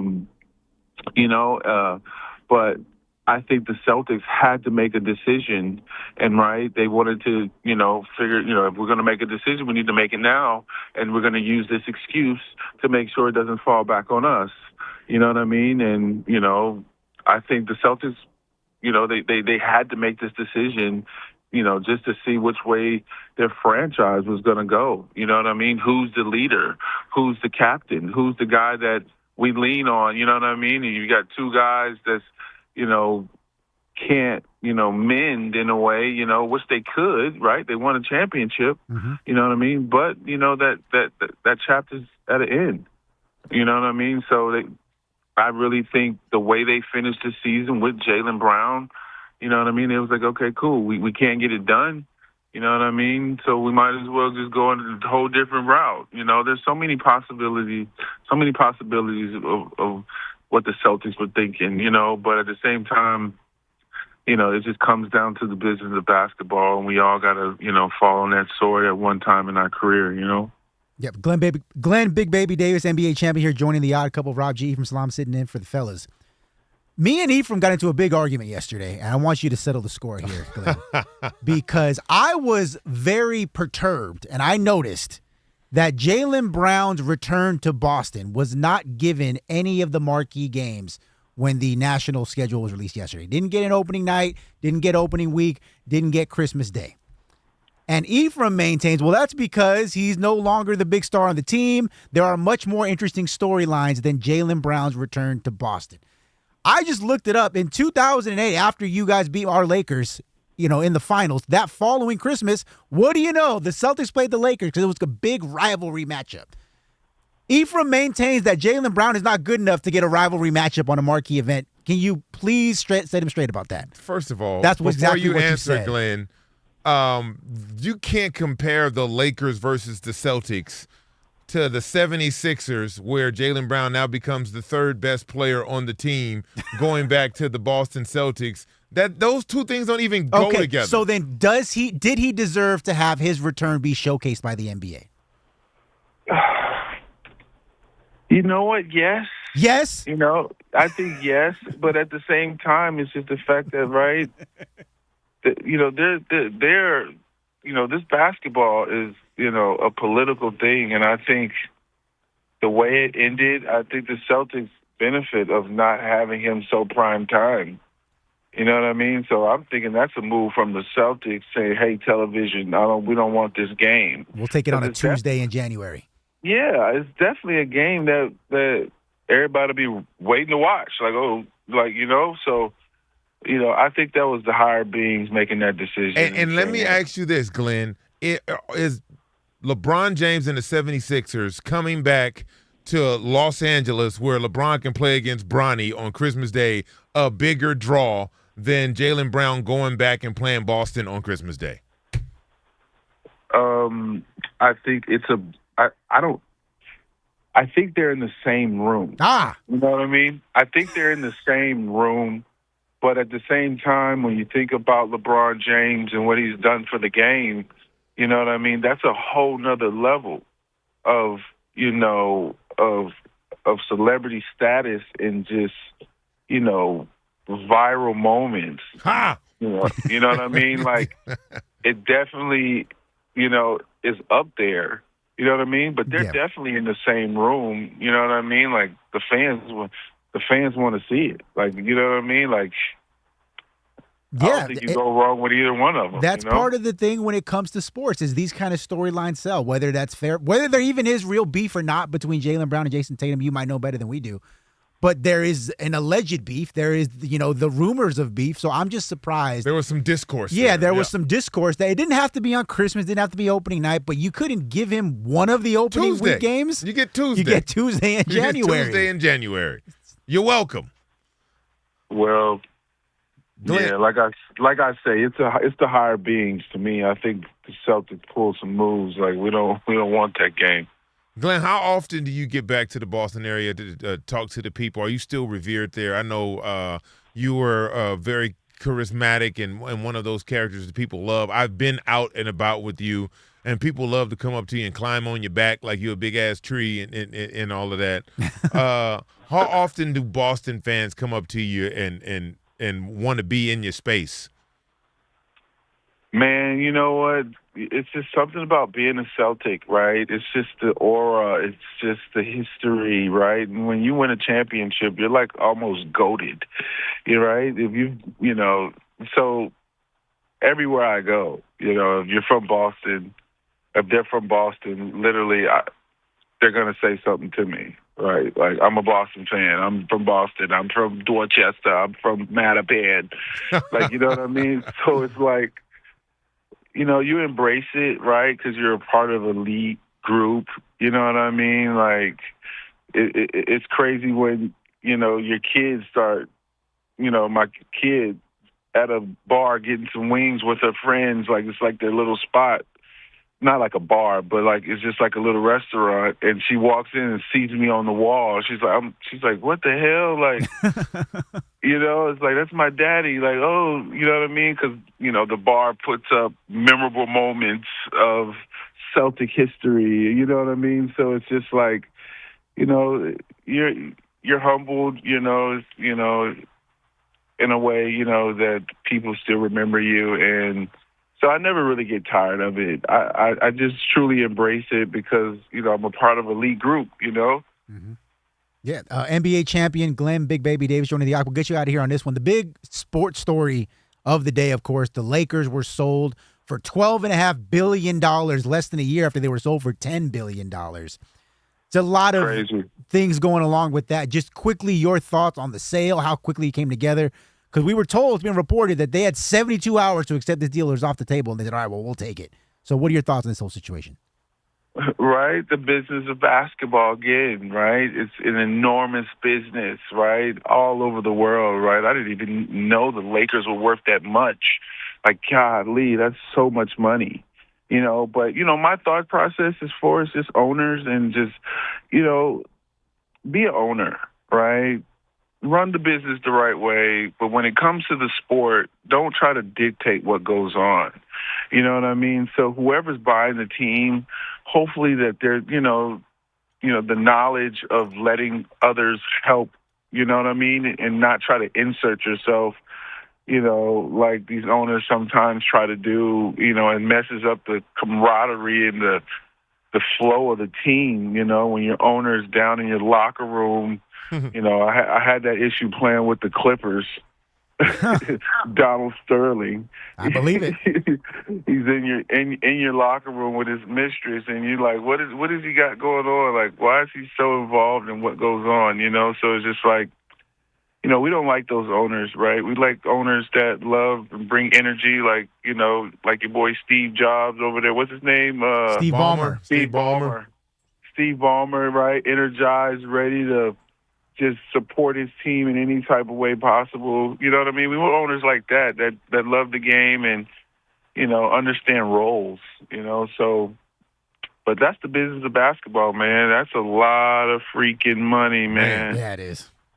That's a lot of money. I'll tell you what, if the Lakers are worth $12.5 billion, Boston's got to be worth at least $9, right? At least they 9. Just sold for $6. Yeah, that number had to have gone up. $9 now, yeah. Jeez. Yeah, like, it's crazy, man. The Knicks, the Bulls haven't even won nothing in years. They're like $6 billion. I read like some crazy stuff. So it's like, it's just crazy. Yeah, you mentioned the business of basketball. The business of radio means we're running out of time. So that was Glenn Big Baby Davis, NBA champion, joining the Appreciate couple. you, Glenn. Thanks you, bro. Appreciate it. Thank you, guys. Absolutely. Thank you, guys.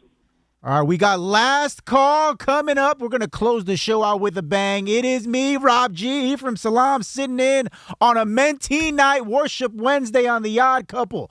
Keep it locked. Fox Sports Radio. It's last call time on The Odd Couple. If you had a take and couldn't get in all show, here's your chance. Your call's important to us. Call us at 877-99 on Fox. Hurry up. Rob and Kelvin got to get out of here.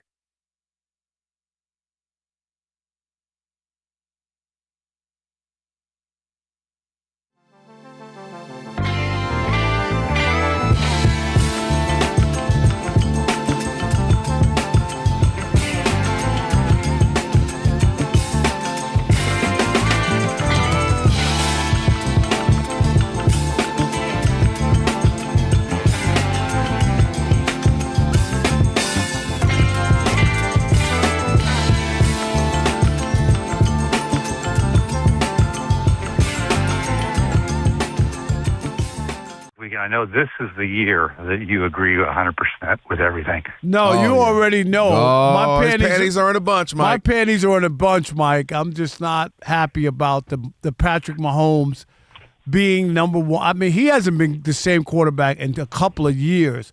I think it's people just can't get over, like, if you don't vote him to be tier one, you're disrespecting him for what he's done in the past. No one's taken away his accomplishments. It's not a lifetime achievement award. He's coming off how is he tier one quarterback? Seriously.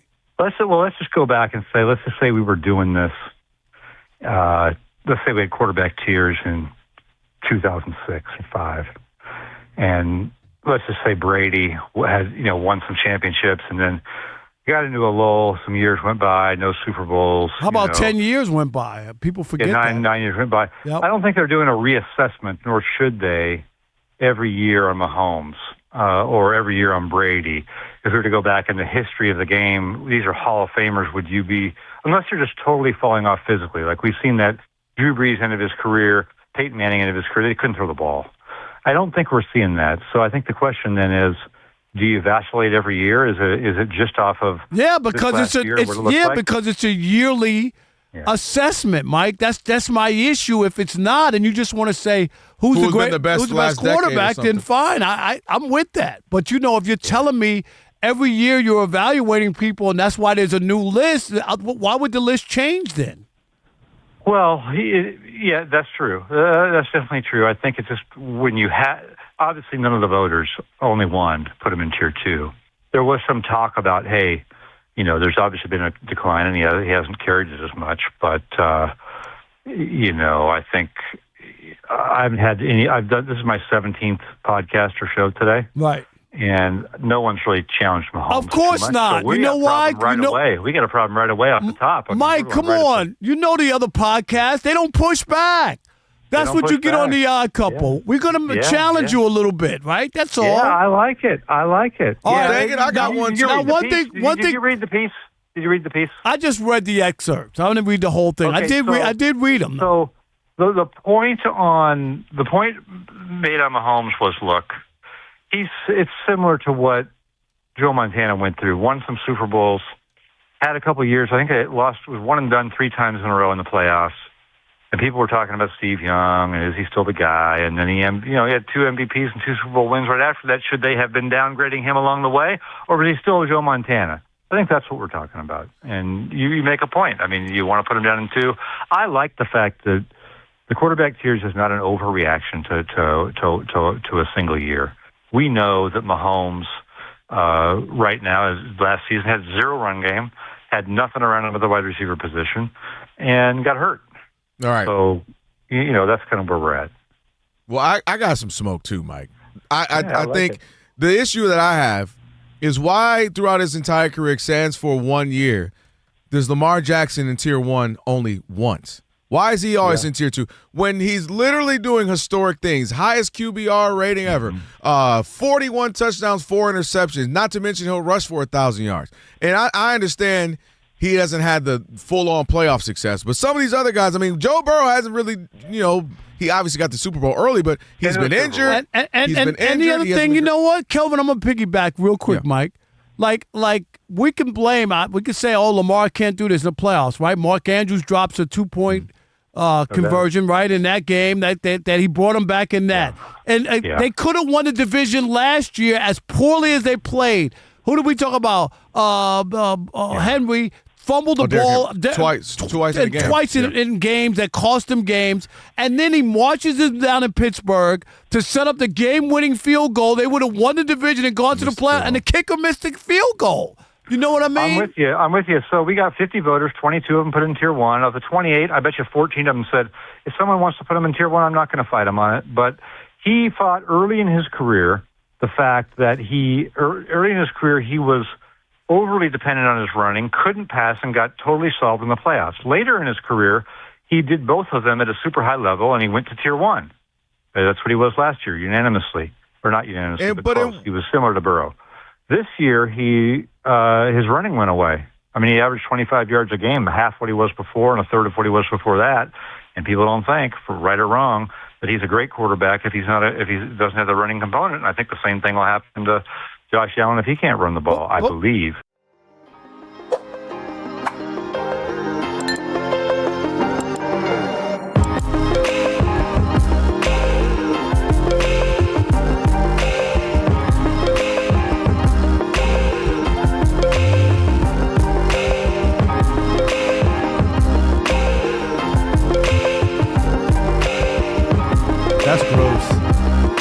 the things Ephraim's talking about, he's over here talking about, that's gross. We can't be having these conversations on a Worship Wednesday. God's going to I don't know what y'all doing in here, man. I'm trying to be one with the Lord. We're telling him about the Kinko stories, and Ephraim's like, I got one better than that. Hang on. I didn't say that. You know what's wild about Ephraim? He has levels of what he finds nasty. Food in a strip club? No. 3 of them and me somewhere here? Yes. Yes.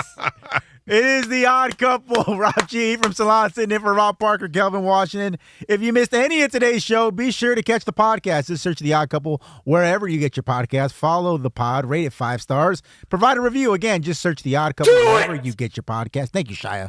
And you'll find today's full show and a best of version posted right after the end of the show. Alex is already doing it. It's a good show. It's a good show today. It is. Rob G, what do you do back here? It's so easy. I don't do anything. I kind of just hang out. We usually do all the heavy lifting. So he'll be wiped out when he gets home. He's been having to talk for 3 hours. So he'll be so true. He'll be exhausted. Honey, my throat, can I have some tea, please? Yes. Do you have a ginger snap, please? Forget you guys. My tonsils. I don't want to talk to you anymore. All right, it's time for Last Call. It's Last Call time on the Odd Couple. This is the Last Call. Last call. Last call time on the Odd Couple.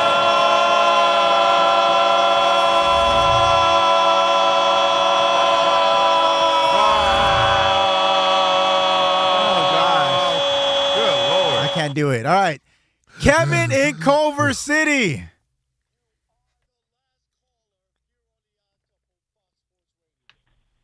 Guys, good. All the time. Hey, I kind of say there couldn't be 2 better people on a day like this with this Lakers sale. Ephraim, what do we always say?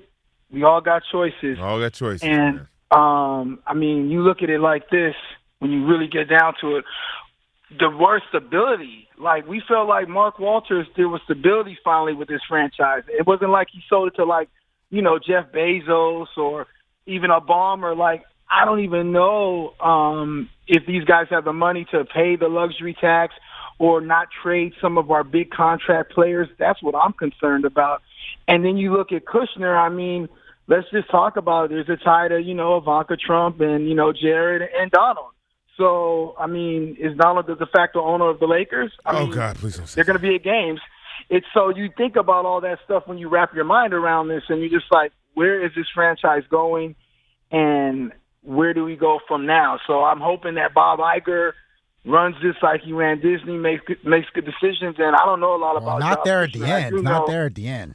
Yeah, I know that this was the group who tried to get the World Cup, and we saw what happened there when they tried to get the World Cup. So I'm like, these guys just bought the Lakers, and for Laker Nation, it's just like, this is insane to us right now because we don't know what's going on with the franchise. I mean, from Mark Walters to this is crazy. This is crazy. So I hope it gets better, guys. I mean, I hope they make the right moves and just keep our players. All we can do is praise. This is Worship Wednesday. Thanks for that. Appreciate you, brother. Thanks, Kev. Yeah, if you got time, guys, I know we got a minute left in the show, just go and Google Joshua Kushner and check out his Wikipedia page. There's a big situation in there about a company that he and his brother owned, and they were trying to evict people during COVID when there was like laws against it, but because they weren't getting any money, they were like, nah, we got to find a workaround around. Good people. I don't know if I like that. That's not what you want. That's Good people. not what you want. And then the other guy, Bob Iger, does something even worse. He put out The Marvels, and he put out Haunted Mansion, the movie. And you could say that hurt more than that. Yeah. We don't like that. Leave Eddie Murphy alone. We love Eddie Murphy. Ed, thank you so much for doing the last 2 days man, with me, thank you for having me. I had a ball. Thank you for all of the Odd Couple listeners for embracing me and allowing me to have a voice. And I'll be back soon. Yeah, I heard you're going to be back in, 8 days? 8 days. Can't get rid of me. Can't wait. And if you don't listen to the Odd Couple tomorrow, this is for you. Ow! Ow!